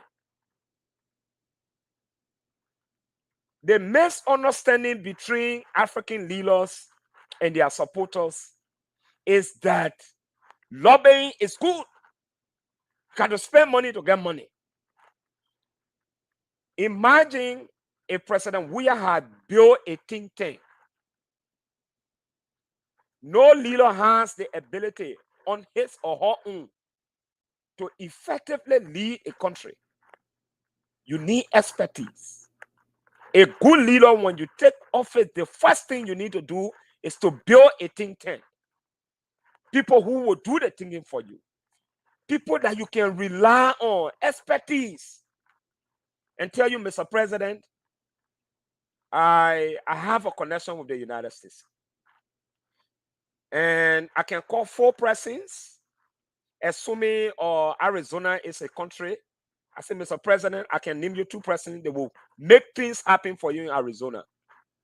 I just need to take phone call and say, hey, Steve, hey, Sekou, so and so thing is happening. Can we meet or discuss? He said, yeah, but come over. I fly or discuss. The audience will be created. You will lobby because you are a Liberian. A dime will not be spent, and the goal of the Republic of Liberia will be achieved. That's why a leader that lacks international connection will spend money to pay PR for them to amplify your image. President Ellen Johnson Sirleaf spent money not because she was popular. She spent money to promote her image. Every award she received, all the other award she goes for it, thinking that by getting that international image, it will develop the country. That's what people say, enjoy abroad, devil at home. And previous government are playing these scripts. You can't spend, do you know how much $100 million can do for Liberians? Even if you do not have the international community to look at you as a good person, but if you can create jobs for 20,000 people with $100 million, my brother, you will live in peace. I think our leaders are not being sincere. The lackadaisical behavior on the part of any leadership will make them to resort or go in the direction of using state covers, giving it to people here in Washington, D.C. Sometimes they cajole them because, let me say, this is what is in the minds of these people. And this is a trick. Oh, you are muted. You are muted. You got 30 more seconds so Sekou can come on. They only eat your money. They only eat your money. The same way they can eat your money when you go for a visa interview. Less than 2 minutes, your money is finished. Your $160. They ask you 2 questions, you are done. These guys, they get the money, collaborate with these people. They know they're not going to help them. Just promises. And you spend $1 million, you go home, you take few photos, you go sit down in the newspaper, or met with the other person, met with the other person. That is not development. I think we should focus more on developing the economy, rebuilding the economy, helping the people. When the people are happy, your good name will go out. International community will be attracted to you. But you paying it, it's not going to help. Thank you, Mr. Kane. Let's get a thought, please. You're muted. I'm good. So I think we need to get something straight. This whole idea of lobbying is legal. Lobbying is not a bad thing. And lobbying is also, if you put it into a context, okay, what are you lobbying for? What do you want? People lobby for a lot of different things. Right. And people lobby for a lot of different reasons. First and foremost, if you want to really succeed, you have to put your house in order. You got to do some housekeeping first. Liberian government, they've been doing it, but we all know whether or not it has yielded any fruit. And the reason why they haven't been successful is because of their failure to do their due diligence. First, in Liberia, for example, if you come up to lobby for money or help, the people want to know how responsible you are, whether you are corrupt or you are not corrupt, whether you're going to use the money for the intended purposes, whether the people in the country will benefit or just a few or handful of people will benefit. So coming to the United States to lobby is not a bad thing. But what are you lobbying for? How can America trust you? When you took power, Liberian money, the money that we have, Liberia has here. Liberia had about 158 million when Jowia took over. The last time I checked, you only had 8 million left. They have misused all the money. Every day, the people seeing the president traveling in a private jet. Every day, they see the president traveling with hundreds of people around. Every day, with corruption scandal one after another. Every day, you're printing new money. The people follow. They have representatives in the country. When the president got elected, less than 2 years, 5 or 9 donor countries came together and condemned them. Not only condemn them, but tell them to stop stealing. Telling them, say, you be taking our money. The money we bring in this country to help the people, you be taking the money. That's not what we're bringing the money for. Bring our money back. You've been taking the money for a long time, but put our money back. So, lobbying is one thing. In order for you to be successful, for people to trust you again to give you money, you got to behave responsibly. You got to make sure that you use the money for the people and for the country. But the reason why they are not being successful is because the people know exactly what's going on in the country. They also follow all of us. Now, I'm not talking about SKTV in particular, but people follow every Liberian talk show, Liberian media, and they have people in the country. If they know that you're not, like say for example, somebody say, well, America got a lot of things going on in America here, where they can direct their resources to help, but they can see the need, how bad you need it. Then America will leave. I say, for example, we got a lot of things going on here, a lot of homeless people here. But yeah, America is putting billions of dollars to, into Ukraine, because why? They are seeing the need. They know that money not going in Zelensky's pocket. Here, his girlfriend and his ministers. They know that money is going there. It's going to be used for the intended purpose. So, the reason why the Liberian government, they are just wasting their time is because they are not doing their due diligence back home. So all they need to do, instead of wasting money on lobbyists, first of all, make sure you strengthen our justice system. Make sure justice is blind, not selective justice. Make sure that more people are involved in corruption, they are prosecuted, and action is taken against them. Make sure the government stop spending money stupidly. So when you come to people to ask them for money for help, they know that you are responsible. They know that you use the money responsibly. They will give it to you. They know that you use the money for the country and for the people. They will give it to you because they want to help. But they don't want to give their money to the country and then handful of people put in their pocket and use it for them and their girlfriends. So whatever they are doing is waste of time, waste of money. They don't want to be taken seriously. All they need to do what is right from home. That will attract investors. That will also encourage United States and other countries in the world to help you. But they can spend all they want. Trust me. People will just eat their money, but it will yield no fruit. Okay, thank you, Mr. Kane. Again, the idea of lobbying is not a bad thing, but we have to point out to some very important things here. I've got some names because we're pivoting now to the CDC. But before we pivot to the CDC, I want to have on the record here that it was reported in an article here by Front Page Africa, credit to them, 2018. It is reported here that the Elling-led government, let me get the figures really quick, 2018, in 2014, Madam Sirleaf was accused of spending over 200 million to lobby in lobbying fees for foreign firms in the United States.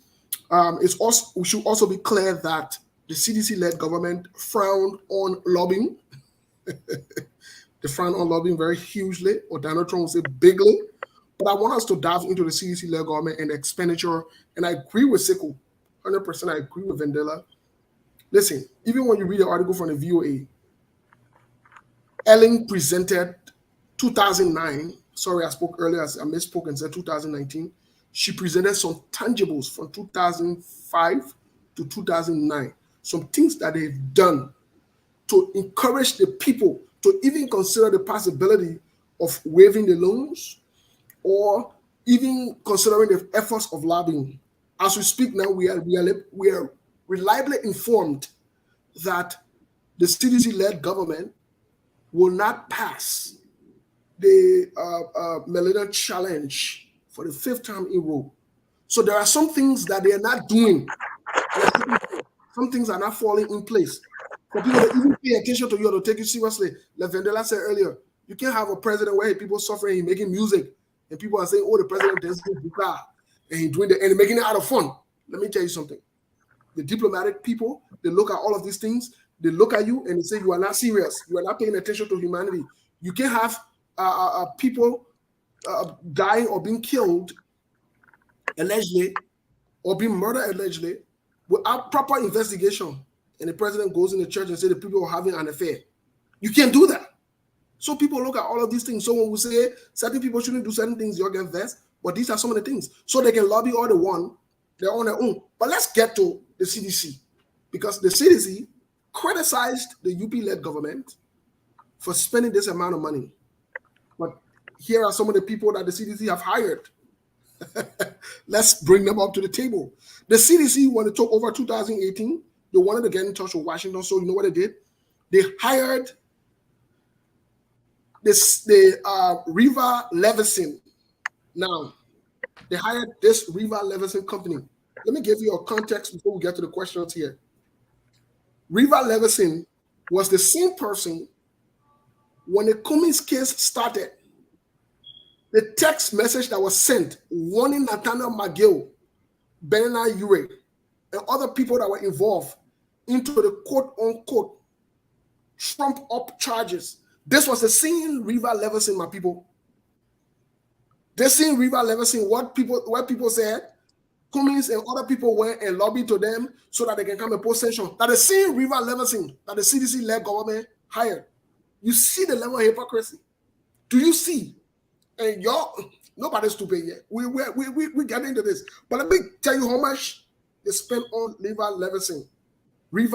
Let me tell you how much they spent on them. Let me get the figures here. Because we need to point some of these things out. We'll come to the different companies. Then we'll ask Sekou and Vandela Patrick some strategic questions here. Let me get to Riva Leveson. They spend a lot of money on Riva Leveson. All that tabata they be talking. Let me get to Riva's. Sorry, guys. It will take me a second here because this information that we got here, it's CDC spend on Riva Leveson. Okay. On Riva Leveson, CDC. Sorry, guys. My eyes scrolling too much on different things here. Hang on, first before CDC. Before CDC, let me get to Ellen because we got to compare the numbers here. The Ellen-led government from 2007 to 2017, they used the Riva Leveson. They spent $368,000, over $368,000. That's what the Unity Party-led government sent for lobbying from 2007 to 2013. Riva Leveson was used. The same Riva Leveson was hired by the CDC-led government. Soon they took over. And let me tell you how much they spent on Riva Leveson before they parted ways and started looking to other people. Okay, I think I got the actual number here. They spent approximately, no, not that's the total figure. Riva Leveson was about, okay, I will get to Riva Leveson. I don't have the approximate figure here. I don't want to scroll through the text and waste our time, but I will get to that figures and call it out. Once I find it, I'll call it out. But here is other people that the CDC-led government have worked with. Imagine we said in 12 years, the Ellen-led government spent over $200 million. Okay. Here is what the CDC have spent in total for lobbying as of yet in 5 years. $3,320,000. $3,320,000 United States dollars. Not like brand dollar. That's what they've spent. So Are you far. saying 3 million? Let me get back to the figure. 300 million. Now we're talking. Sorry. Hold on. 300 million. 300 million. 300,000. 320,000. That's what they've spent so far. Now, who spent so far? This government? The CDC-led government on lobbying. And the breakdown is here. The breakdown is here. The breakdown is here. And they've been having all these short contracts without any outcome. So I want to bring this question to both of you because it's one thing for you to criticize other people. It's another thing for you to, you know what, let me send it to both of you really quick. Let me send this message to both of you really quick here. And maybe you can look it up, look at the numbers as well. Hold on. That money is sounding too big to be true, though. Are you saying 300,000 or 300 million? No. That's a lot of money, man. Hold on, let me go back to it, please. Let me be fact. Let me be clear. Yeah, be sure because let me be clear on this. Let me be clear on this. That money is crazy. It's 3,300,000, 320,000. Yeah. 3 million, not 300 million. Let's be clear on the numbers. That would make sense. 3,320,000. That is what they spent so far. So that's still a lot of money. So Yeah. my question to both of you is this: why has all this money been spent, and yet the CDC-led government is still doing the contrary? That could even get the attention of our international partners and friends. They've had recommendations, though. They've had recommendations. Let's explore this conversation. What do you think? Personally, for me, if that money within 5 years, Yes. 3 million. Yes. In as much I don't like what is happening, but that money is very small. In the eyes of PR, very small. Domestically, it's huge. That money should have been placed somewhere to improve the lives of our people. It can build you at least 2 hospitals or 2 modern clinics, or it can buy you 10 fire trucks. It can buy you maybe 10 ambulances. That money would have been used also at least to ensure that certain things, our judicial system, the courts around the place, see in other areas, it's a managerial courts. That money was being used to really construct new buildings wherever justice is dispensed. And that place is dirty. It means justice is frozen into 2, just ice. In international PR, like I always say to people, that $3 million they use, what do they have in return? Like Sekou was saying, the international organizations operating in Liberia place their money into the account of the government, central bank. You went broke, you went there and collected the people money. They had to beat drums behind you. The US beat drums. Unmill beat drum behind you before. Imagine, that was completely disgusting that an international institution is asking the government to put back the money it took from other organizations operating in the country. It destroyed the international image of the government at that moment. To the extent on the USA website, US Embassy website, the people put it there clearly that when you are traveling to Liberia, try to have money, physical cash in your hand. Because the possibility of you accessing your money in the local banks was not possible. It diminished the reputation of the government and we as Liberian citizens. You spend $3 million, investors have not gone into the country. Investors are not pouring in. The people are unemployed. Ellie McGregor Law made a statement, the former SRSG, made a statement in 2009 at the UN General Assembly.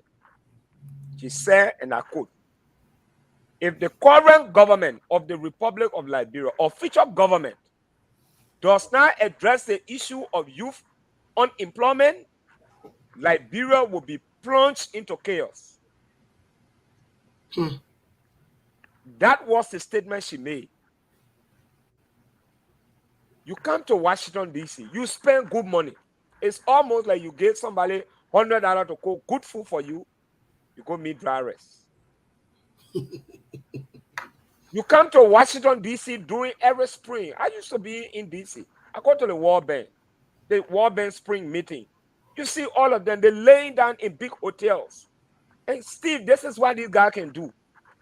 They know that our leaders, they are not internationally inclined. They read the minds. Let me tell you, these PR firms, they know who is stupid and who has sense. It's almost like you are doing business with somebody. You say, I will eat this guy. You say, my man, you know this thing is actually $20. But you look at the man, he looks green, you tell him $100. He start to negotiate, I can give you 50. You still eat from him. This is how Liberian government in the past and current have done. You spend this kind of money. All they want to fight is to see the president of the US. It means their legitimacy is guaranteed. Once you see the president of the United States, it means your legitimacy is guaranteed. We should stop behaving and thinking that way. You spend a lot of money. What are you getting in return? You spend the money in the US, you have a certain ambassador writing an article destroying your government. You know that article, if Joseph Jenkins Roberts was alive, what would he say about Monrovia? That Monrovia was dirty, Monrovia was this, about corruption. When you have the former ambassador to Liberia on international wires discussing a certain president as somebody who is not ready to lead, that corruption is systemic, what do you expect? When you have the United States Congress giving you processes that they intend to follow to place sanction on your government because your government is corrupt, they describe your regime as a kleptocratic government, a government of rogues or thieves. Yeah. For me, a good leader, I will pause the lobbying, I will come right back and grab these small and tiny rogues in the government, send them to court, let them go and exonerate themselves. The first thing I expected this government to do, and gentlemen, you got to be very honest. President Weah did not build roads, did not build schools. He wrote on anti-corruption platform.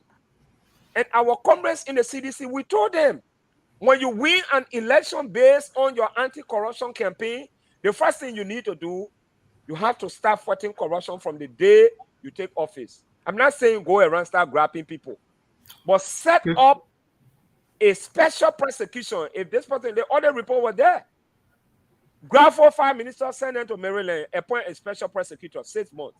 Well, in 6 months, this case must be concluded. International support will come because the people don't want to send their money. When the people are there, you have political hyenas or economic hyenas. When the money drops, they eat the money. It's not in the right interest. I think the lobbying, it makes no sense. We are losing. Thank you. Sekou, just before you come in, let me read this number quick to you here. Last year, Strong Public Affairs, which is Bakari Sellers, Strong Public Affairs, Bakari Sellers, all of us last year, we criticized this. They have a contract time frame with the Liberian government, 36 months. 36 months will amount to 3 years.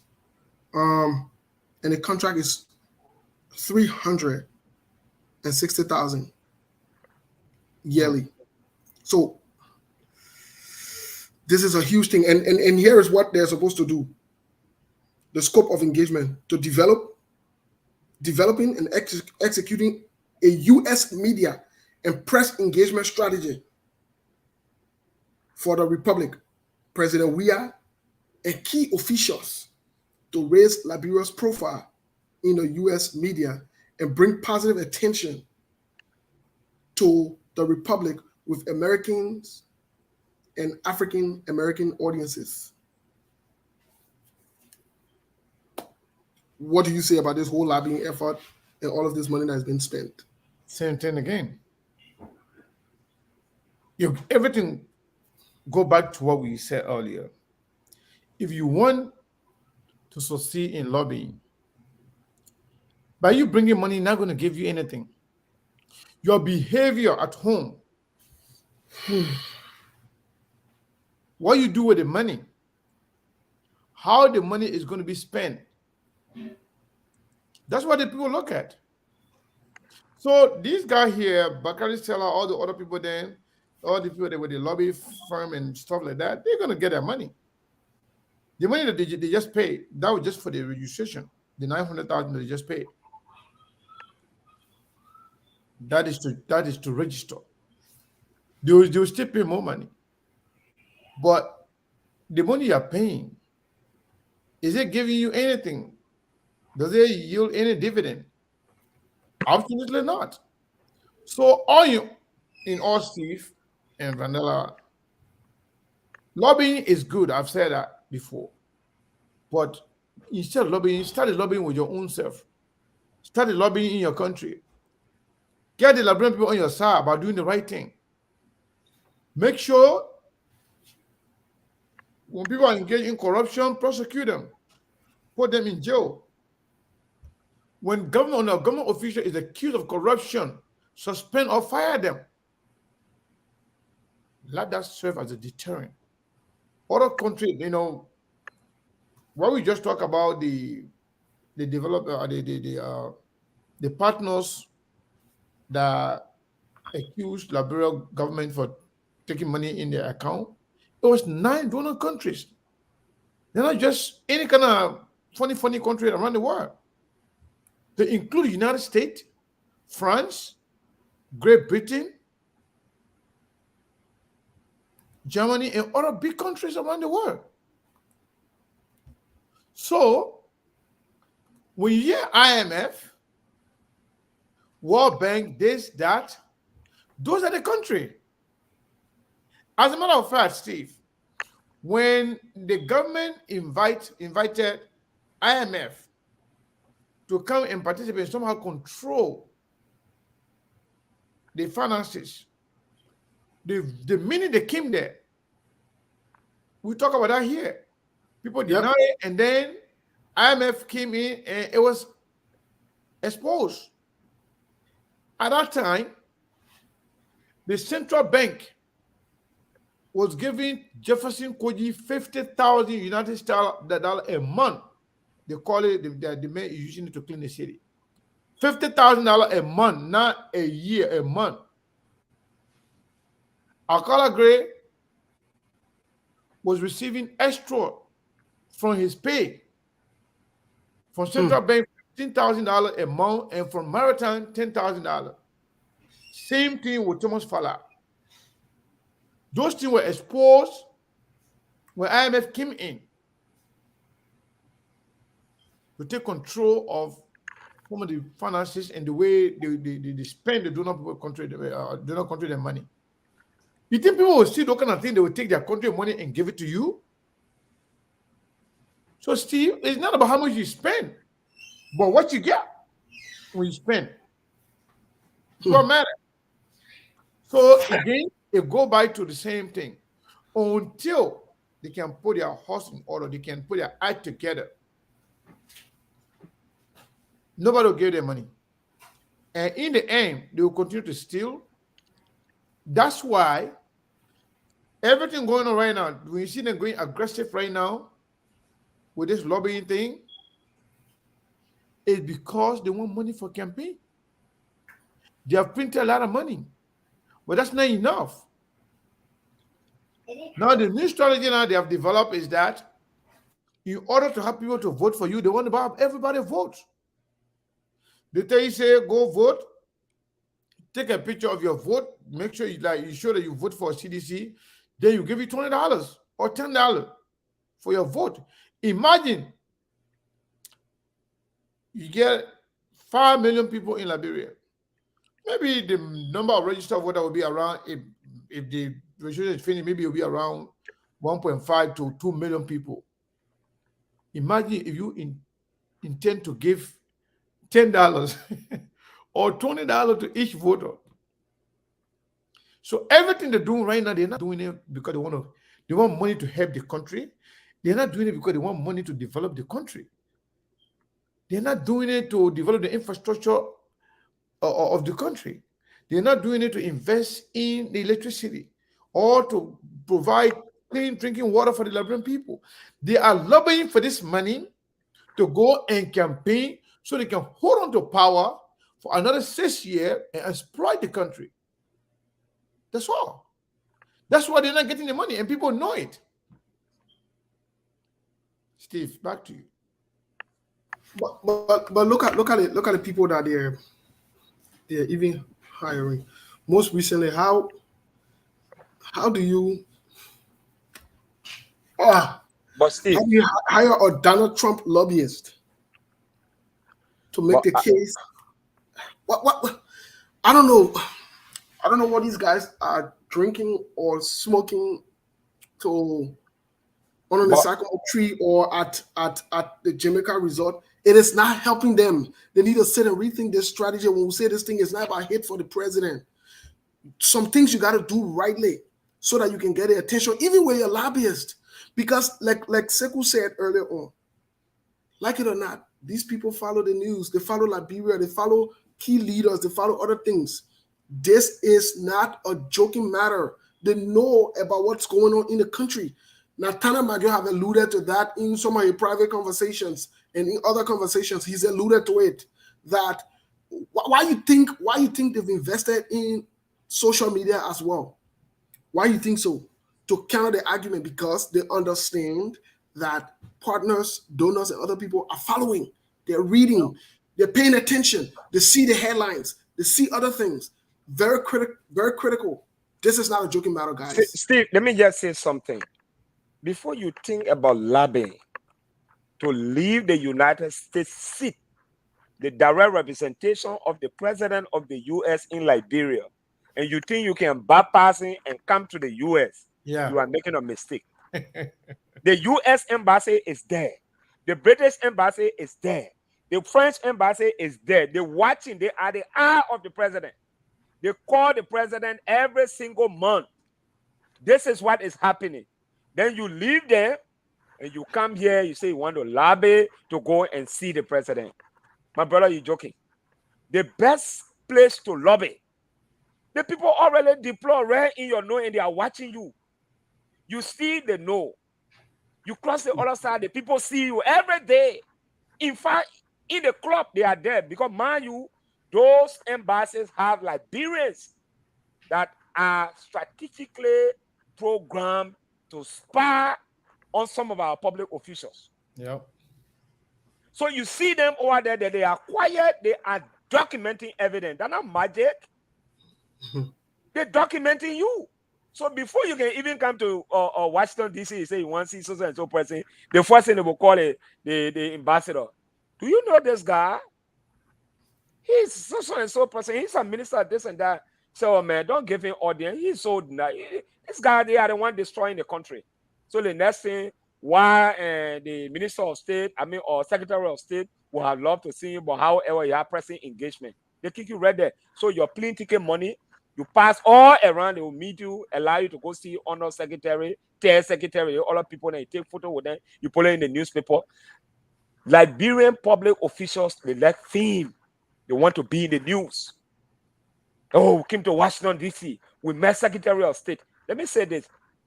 Many of us have met so many BB people, but sometimes it's not just necessary to put everything in the papers.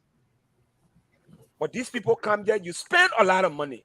They want to prove to us they met this person. Do you know how many meetings can go undercovers? That people don't show that. But let me recommend, I know some seditions are here. If the Liberian government wants to succeed, or even Ambassador Barker wins or Cummings wins tomorrow, the best groups of people to lobby with, set up a think tank. There are Liberians here in the U.S. who can take cell phone and call the Secretary of State and say, I want to have an audience. And they will grant them that audience. Try to build your international network. Everybody here, they are connected. All the government needs is to be open. VP, yes. We don't on the platform we charge for consultancy and strategy. Oh, we don't do free. We don't do free consulting and strategy. Don't put us in a situation you don't want him to, please. Oh, no, I just say, okay, I retract my statement. Yeah, take it back. Yeah, I take it back to Mike Gibby. Take it back to Mike Gibby. And when we officially bring you on, unveil you on Thursday for the interview, maybe you can project some of these strategies. Hold on. Don't you may not miss things over. No, not that Thursday. We're working with a man either for this coming Sunday. We're discussing with him right now. One will make coming. Let me come on the weekend. Yeah, So they because right now, came on the radio in Liberia. hey, And he- then everything we're going to say, let people hear. yeah, his office staff, I spoke this morning. She said she will get back with me on his schedule for the weekend. The man, why did I hear that she? Why? That's she. My man, you know, no, look, I think I'm entitled to privacy. Okay, Without sorry. lobbying, yeah, I'm entitled to privacy. So you Sorry, throw her in chicken? No, I say I'm entitled to privacy. No, that mess. You're keeping at that level. Steve just tried to do it. You throw her in chicken? No, relax. It's politically consumed and prepared. Okay. So I'm entitled to privacy. Let's just keep it like that. But Yes, gentlemen, look, let me tell you, character, and let me say this to all of you guys, right? I came here 2016, and I'm sharing this to tell people the power of relationship and credibility. When I came here in the US, 2016, you know, when you come here newly, some people will laugh with you for 1 month. After that first month, you're on your own. Everything that wahala, especially where you are now working, you don't have anything. But like I always say to people, I'm a hustler. So the first thing I did, I activated myself in the US. Who do I know here in the US within the, human rights community? I shoot one email to one of my colleagues. Guess what? The man said, come to my office in DC. He took me somewhere. Within 1 week, a deal was signed, and I stayed here for 2 years, no rent, and I was going to school. That's how I formed myself with the Congressional Black Caucus, learning free of charge, and I interacted with so many people. I know some people here, they can create that avenue where government officials will come here and see the top government officials here in the United States without paying a dime. And Vendela, just before we get to open the line and get to Sekou here, you said something that's very important. Meetings are held all over the place. And because the meeting is over, so I think even though you said some meetings are private ahead, they didn't even know that I flew to Boston for us to meet. And we met in a long upstairs building, way upstairs, I remember. We're chilling. Yes. We're chilling, having some serious strategic discussion. Uh-huh. And I was saying that also in that ring that day, remember? The Yeah, plan you I told me, remember. I said, but wait a minute. That Vandela Parliament, you live in big in the country here. No.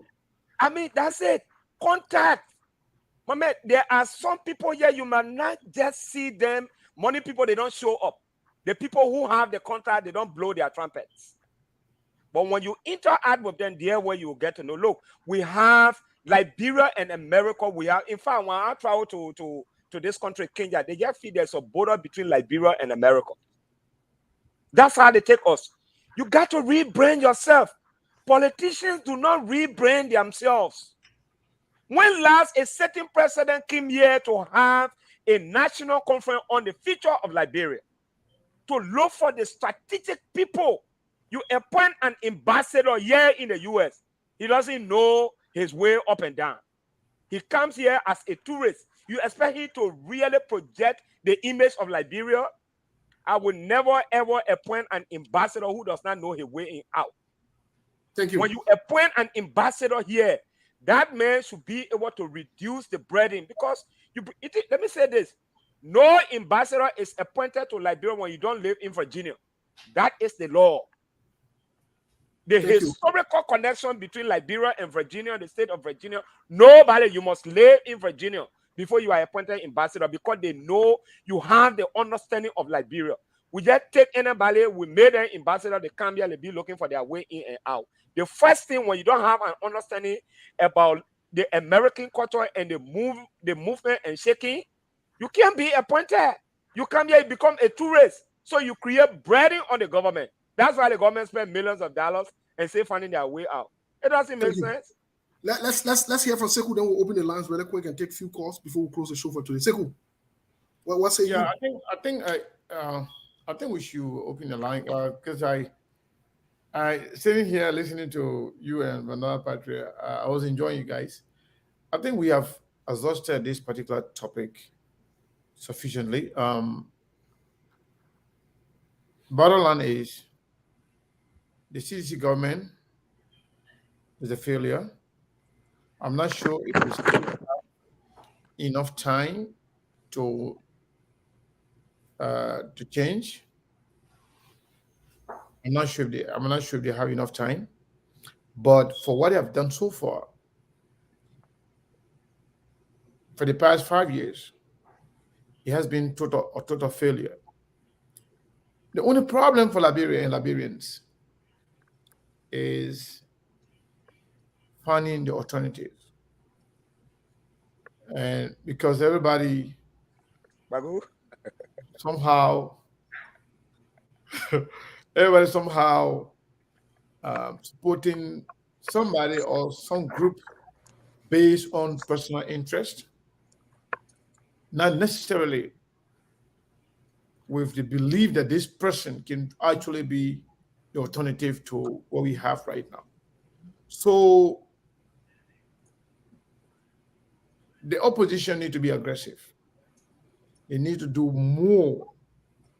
Not only being aggressive to only criticize the government, though, but to also showcase what they have in store, what Liberian people should expect.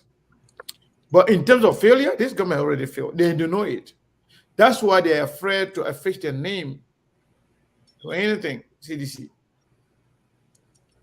So, yes, the government already failed, and all they need to do, all the opposition need to do to make sure that they make the case to the Liberian people, encourage people to vote, encourage people to actually, to give people the reason why they should vote, that their life depends on it. And when that happens, the government will be a one-term government, because they have failed and they know it. I don't know if they have enough time to change. All right. Well, thank you. I don't know if they'll have enough time to change and so forth. Ladies and gentlemen, we want to say thank you. We'll open the lines for the next 5 to 10 minutes. Get your inputs here. Sekou, you posting the 2 numbers, and you want to post 1 because only 1 I remember. Okay, right now. Thank you so much. So yes, we've gone over the 2 hours mark here. And we should be moving on. We should be moving on here very, very soon. So, now we can say Liberia, not easy. So, Steve, I'm not sure. Oh, right. The number coming to me, I'm not sure, because I've already got a first caller. Yasini. That's good. Hello? Hey, Sekou, I want to make a contribution. Hold on 1 second. I got a call here too. All right. Yasini, can you hear me? Yes, I can hear you, sir. All right. Go ahead. Let me say thank you to all of you. Oh, I'm sorry, it was my mistake. Somebody called earlier. I forgot that person said that Prince, but Prince will wait. Go ahead. Thank you so much. Ladies first. Yeah, ladies before gentlemen. Yes. I wanted to say thank you to all 3 of you for highlighting this issue in Liberia. If you compare President Bio and President Weah, you will know that President Bio have gotten hundreds of millions of dollars going to help this country. I'm not saying it's perfect in Sierra Leone. No, they're coming along, and they're doing much more better. Liberians are leaving from Liberia to go to Sierra Leone for the weekend, or when it gets hard, they leave to go there. On the other hand, Weah has outsourced the presidency that he vowed for. The Liberian people gained the job. He took it, he gave it to Samuel Toure, he gave it to Natana Miguel, Jefferson Koji, and the rest of them. And they're terrorizing the Liberian people. Let me say to all of the people that are listening, okay? America had in fact, Liberia was used for a very long time. That's why you have VOA. That's why you had the VOA village there. Liberia was used as a filling station during the Cold War. It was used as an information center during the Cold War. America still has interest in Liberia. Liberia is strategically located. Everything that they do in that country, they know. I was just in Liberia. My son knows what I'm talking about. I'm not going to say more. Sekou know exactly what I'm talking about. And people need to remember, this is not 2017, 2016, 2015. This is 2022. Liberians have taken and standing up for their country all around the world in the diaspora. They're making report. And if you look at the last couple of reports that were given, in fact, for the last 5 years we are on human rights and everything that's happening in the country. Even names I mentioned, like Matthew Innes and all of this, receiving the money that America was involved in investigating primarily on the 16 billion and all of them, the 25 million. So all of these things are in, the people are in the know. And let me say to all of you, like people who can sit there and say, oh, the person sat and lie. You don't go to the U.S. Congress and lie. In fact, before you come out to speak, they have profiled you. Your statement has to be written and sent to them. It has to be scrutinized. They have to cooperate it before you can come and talk. Or for them to even see you and can't give you paper. So let me tell all of you, our government has failed. It's a lame duck. It is a lame duck. And then to all of you who talking about CPP, NAC, the person carry this person, the person carry that person. Okay, some people left. Let's choose who we think is the right person that can create jobs, that can bring health care for everyone, equitable education, safety, and equal justice in Liberia. That should be our goal, not personality, not who old, who young, who this, who that. That's what we need to do. So I want to say thank you to all of you. Thank you very much. Appreciate it. All right, let's go to... Yeah, after you're done, I got a caller here. Yeah, let's go to Prince here. Prince, I apologize. Oh, man. A lot of calls coming in. Hold on. Prince, I apologize, man. I kind of answered your phone. I forgot about you because the screen went off. Prince, are you there? Yeah, I'm here, Sekou. Thank you very much. In fact, there is no way I can speak before my president, my dynamic president. Her Excellency, you're sitting Pay Mountain. So you did it right, giving her the opportunity to always champion the cause. All right. Well, Sekou, I want to thank you guys. I want to thank Vendera Patrick for coming on here. There's something about Vendera Patrick that most people don't understand. He's a very, very disciplined, unique individual who really compassionately want to do a lot and make a difference in our country and use his youth to advantage. And he didn't pay me to say this. This is not a commercial for him. In fact, I'll be going against him for the office in my country 2023. I will withdraw. But my point here, Vendera, every issue we discuss here, you spoke to it and you spoke reality to it. People don't know Liberia is a brand, it's a franchise. Unfortunately, we fell off the wagon in 1979, coming down all the way as we are today. But America and Liberia, we have a unique relationship. If you know how to if you got the right people in place. I know a lady right now, don't want me to join Joe Biden tomorrow. I know a lady right now can pick up phone call. She can make Joe Biden to me we are. But we don't know how to use our contact. We all know each other. We go to people that will not do anything for us, but will not take advantage. They call the vultures. The vultures, politicians and lobbyists who want to just eat.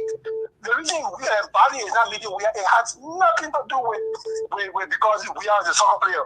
It has a lot to do with profile, credibility, and integrity. And we demonstrated that he likes any of those things. Thank you. Is it late for him? It's already late. Right now, as we speak, we're wasting a lot of time talking about critiquing at this particular junction. We are Grandpa knew before he elected president. It's not a shame we are Grandpa know right now. We should be critiquing the opposition. The opposition I'll speak direct reference to the one that I support, and it's not coming. He needs to step on his game. Look at where the left one, Morel, or somebody in Ghana, and the poor was drowning in floor. And basically the disaster was taking place. Why were Alexander coming there and opposition? They didn't exploit the opportunity. Formulate something to go over there and help the people. Can you? I want you to talk to Lamb Prince if you can, please. So Steve, what happened with that stuff up there? The opposition needs to step up. They are making this thing easier for because of the aptitude, the inability to be. Pin the number, you move it, take it from there. Yes, I made a mistake. I got it. And stay on the front line and champion the cause of the people. And Zachary needs to do that. He needs to do it real quick before I get tired with him and get settled with him. Thank you very much. Thank you. Yes, Mr. Kane, really quick. Go ahead, take your call. I got some caller here too, but go ahead. Before I bring the caller in, let me make this quick announcement. What Jasper, and I capture your post, Paul S. Jasper. You don't come on this platform. If it's your first time here, please don't come here and insult people. You can disagree with people who don't do insults here. You've written, I didn't capture it, but I just got it not too long ago. I deleted your post. I challenge you to insult people here again. You'll be sent for safekeeping, and that will be it. You come back again with different name again. We're saying for safekeeping. The child will say, Marcus, sleep, second sleep. We don't insult on this platform. The player can insult, go there. On the platform, we do not insult people. Please, disagree respectfully. We beg you. Please. We don't want to say anybody for safekeeping, but if you give the cost, we'll give you the worry. Trust that. Yeah. Caller, what's your name? Where you calling from, please? Yeah, hello, Steve. This is Mr. Mawolo. Listen, I was listening to your program, and Vanilla Patrick, you're a smart young guy, and every time I used to see him jumping up and down in Liberia, I was too happy when I saw that he was graduating from Harvard Kennedy School. And I laughed. I said to myself, he knows something now that will make him shut up a little bit. Because I went to the equivalent in France. When you go to that place, when you go to specialized school, the things that you thought were normal, and they tell you how it happened, you learn to shut up. You learn that this world, there's nothing you can believe, there's nothing you can trust. Most of our people don't understand how the world works. This lobbying business, in this world, people don't deal with you when they don't know you. The white man is in nepotism, that's just a word. It exists, and that's how the world runs. They don't know you, they don't deal with you. You can send 1 million people here. They say, give me the man 411. If there is nothing there they can acquaint themselves with, you will sit down somewhere and go back empty. Being a lobbyist here is a waste of time if you got no clout. So the lobbyists will eat your money. To spend $3 million, that's cheap for these people on K Street. I used to work with a law firm in France where the guy used to charge $5,000 an hour. $5,000 an hour, and people will pay it willingly. So to pay $3,000 here ain't nothing. But if you're paying $3,000 to somebody who has clout, $3 million in a month, you're paying $300 million to somebody who know that your government is so corrupt that they will eat our money. Every day they will give you promises. And because you trust them now, you pay them. So you're going to trust what they're telling you, the excuses they're going to be making to you. But they're just going to use you. And that's what's wrong with this government. That's what we tell Liberian people. You need people who got clout, people who got connections internationally. This notion that Liberia running by itself, that's a lie from hell. Don't believe it. It don't happen. Thank you. So I hope our people's eyes get open. Thank you. To see the reality. And Vanilla, I know you saw certain things, you learned certain things, and I hope you can tell the other younger guys that what we believe is not always true. Thank you, Mr. Mara. Right. Thank you. Well, Sekou will turn back over to you. We'll take a few more calls and call your date. Make the announcement and call your date. Yeah, sure. Thank you. So caller, if I don't call your number, it doesn't mean that you're not there. Mohammed Enzadole, are you there? How are you, sir? I'm all right. Welcome to SKTV. Yeah, I want to take the time to appreciate the three gentlemen in studio. But I see everybody talking about the government lobby of basic. I want to, you guys talk about different things before reaching to that topic. Yes. I'm kind of a little bit surprised that the senator of Monserrado County have decided to be a talk show host. And I don't know what he will be discussing, because these are the people that we're supposed to be discussing. So I don't know what he's going to be promoting and what he's going to be discussing to the public. Does he look at his status in life, like he's a senator, he was elected to do a piece of job for the country and for the county he represents? Instead of doing that, he want to go back to the talk show he started from. So I don't know who advising him, but I think it's about time that he realized that he was elected and he's accountable to the Liberian people. He should be doing a piece of job for the Liberian people, but not to go on the talk show. I know for you guys that already have this talk show, when you're trying to say these things, I've been following the show, people think that you guys are jealous, you don't like them, but you're saying the fact. People they're not going to accept it. But for some of us that are not doing it, we can say it. But when you guys were saying that, I was reading a lot of comments out of people saying, oh, the man gave it all pressure and other stuff. No. The brother was elected to go represent the people in the Senate, to speak for them, to make the case for the people. So what would he be doing? Because these guys are the government official we discuss. But sometimes we only look at one branch of government, which is just the executive branch of government. Our legislators are the major problem in Liberia. It's about time we think twice before we get them elected. I'll take my answer off there. Thank you guys for having me. Thank you very much. So to take the next caller here, caller 254, last 4 digit is 004554. I'm sorry. What is your name and where are you calling from? Hello, Chef Biz. How you doing? Good. What is your name again? Vahu Mendeme. How you doing, my brother? I'm cool, Chef. How you doing too? Doing wonderful. Go ahead. You know, we we just overlook like certain situations we put ourselves in, then we try to equate ourselves. In the military, you not see like officer enlisted live in the same compound, in the same area.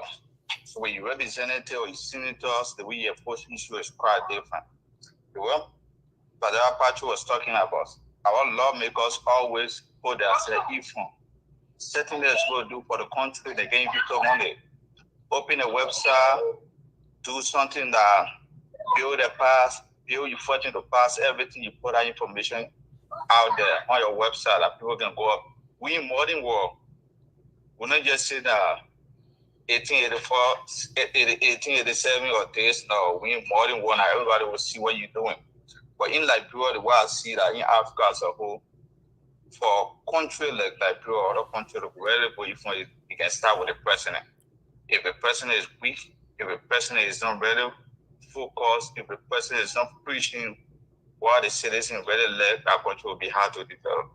But the reason is, you see about the reason about Tanzania, like rapidly develop this and that, where the Lake John Magufuli was living. What the guy used to do, the guy reduced his salary. Every month, they will print a bank statement, like I on all over the newspaper. The guy at that time was making $5,000. The 5% was making $3,500. He told everyone, if you're coming working the government is not there to make you rich. You're there to serve the country. He gave back to the country. If you want to make money, go to the private sectors. What the guy did, he makes sure that 20 to 30% of the budgets go beyond salary. 70% go on development. But Liberia, 80 to 90% go beyond salary. What 10% will do? 10% will not develop the country. If we don't learn to reduce our salary to 10 to 20% of our budget, it will take 15 years that people will not go nowhere. Thank you, my brother. Thank you very much. You're welcome. VP, I think we'll go back to you. I want you to say something about what you just heard from our people, then we can make a few announcements, and then we'll carry our day. I think you're muted. Hold on 1 second. Okay. You hear me now? Yes, sir. So I want to say thank you to your platform. It's a pleasure being here. And I like the controversy that is sometimes associated with that coming from you specifically. And I think you are doing a very great job. And continue with this. You started very small. Now you have gotten bigger. I'm sure it will be more than this when we enter 2023. Yeah. There where maybe some people will not want to see you, but I'm encouraging you to remain firm, to remain robust, and speak truth to power. And what we say, and all of you who are listening, we don't hate most of these people, but there are some norms that are just supposed to be practiced. It is a fact that nobody told me that we're gonna close to work before I come here, but I know I'm not supposed to come here in t-shirt. That is an established norm. Nobody say we can't abuse, but we are not used to abusing because it's not productive. So we manage to use words that will help to promote the image of this particular platform. Yeah. I want our leaders to understand when people criticize them. Like I listened to the other guy, your man, who said he support the ANC leader, but he's disappointed at some point. He channeled his views. He wants to see his leader, political leader, doing things that are different from what other people are doing. Lobbying is good. I see some of you making some comments. Oh, we're not making comparison. The reason we are in power is because he wants to change things. If you begin to compare we as failure with the failures of previous regime, then you are not helping the president to succeed. On this note, I want to say thank you and hope to be here again. And you guys are doing good. Steve, thank you so much for affording me this platform. And let Liberian people understand that people like you, when you discuss issue, you want the best for your country. You have the right to discuss what you think is necessary. I see people talking about you're scared, you're jealous. You cannot intimidate these two guys who have been in the media for almost 2 years. No, not 2, 4 years. 4 years. 4 years. It's just a matter of our senator has been reduced to a talk show host. So what happened when he comes here in the US to meet some senators or governors? They're going to do a profile on him. We should be telling Senator DeLong to build his website first. And I'm sure some good people will send that message to him. Build a state-of-the-art website. Office of Senator DeLong Mosorado County. Everything he's doing at the Liberian Senate, let it be reflected on his website. So when we are discussing what bill he has passed, what has he supported, we don't need to call him, please tell me why you do that. We just go on the website and do it. The same thing these senators and representatives have here in the US. Again, I want to say thank you. That God bless you guys. I see you. Thank you, VP. Thank you very much. Steve? Yes. So you can make your announcement and then we can call your day. Yeah, quick announcements here. We'll be back on Thursday. Mr. Connor, is that arrangement secured? Yeah. We'll be back here on Thursday. Our guest will be Charlene Bronsking, Councillor Charlene Bronsking. It's good to give people the respect, especially when they work for it. Councillor Charlene Bronsking will be our guest this coming Saturday and this coming Thursday, and we intend to talk Liberia politics. Everything will be on the table to discuss. So please be our guest. Invite someone, inform them. Please check SKTV site if you haven't. Like the page, and you'll receive alerts as soon as we go live. So we'll be on with Charlene Bronsking here. Again, the conversation will not be restricted to our political party or our situation in the country. We're going to discuss nationally and internationally. On Friday, those of you that have complained, sorry, this Friday, we had a lot of technical issues. We could not do the show. There was a lot of inconvenience, technical issues. But this Friday, we're resuming. We will be having from Liberia. Our guest is from Liberia. His name is Arvin Winford. Arvin Winford will be our guest. And Arvin Winford is currently Gender and Child Protection Consultant, Program Manager, African Network for Prevention and Protection Against Child Abuse, Neglect. He's also vice chairman of the Liberia Child Rights NGO Coalition. And he comes with 20 years of experience into this. So what we're going to be discussing, human trafficking, child abuse, and pornography.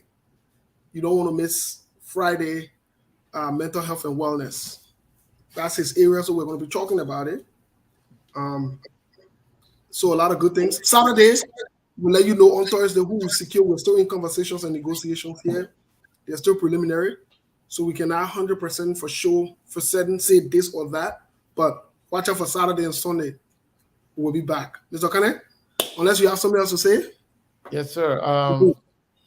Nothing else. I think we're good. We'll be here, like you said. And hopefully, let it push you about. I'm trying to see maybe by the weekend, we'll get some of those good people, some of the BB people then too. But the show on Thursday, trust me, it's going to be a very interesting. Those who doesn't know, Councillor Charlene Bronskin, that's the daughter of the former Standard Bearer and the late political leader of the Liberty Party. So she will be here and we'll have a very fruitful discussion. I want to encourage all of you to be here. We will do the flyer and you will see it. But yes, it's important. Mr. Kane, quick before you go. Which station you went with? Because the newer talk show host there on too. We want you watching because they want confusion now. We want you watching. You having both screens on. Oh, they're both on right now. I said that easy. So yeah, me and Labron will be a new thing. I'll go to watch the new people. Yeah. Me and I watching for him because I don't want to be confused. me I let new we Labron will learn new things. So me I go to the new people first. Maybe one go there now when they're not talking something that makes sense. Then I'll go to the other people. So but spoon on that one, but we are always there. You know, me I can watch all the show. I don't care. The window show that I can't watch. If people there, they're not making sense. Talking a bunch of stupidity. I don't, or insulting people. I don't watch those people. But so now you're talking Liberia. Who am I? I don't own Liberia, and nobody owns it. So we all are entitled to having fruitful conversation about Liberia and Liberians. So I watch all the show. Trust me. And when I'm watching the show, then I can't go there fake news. I can go there with my knee. If you say something that's funny, I will laugh. If it makes sense, I will say a good point and stuff like that. I will make comments. I can watch all the show, trust me. So yeah. So for now, after this show, I say we're going to close now. We'll go to the talk show Senator Darrell Dillon show. The talk show host Senator Darrell Dillon show. I'll go there first, and then I'll go to Spoon later on if they are discussing something important on the Senator talk show host Senator Dillon show, I'll go there. Me, I don't know why I won't be confused. Like I said, if you're not making sense, then I'll go to the other one. But we know the first player will go like a new play. You know, we like play with a new thing.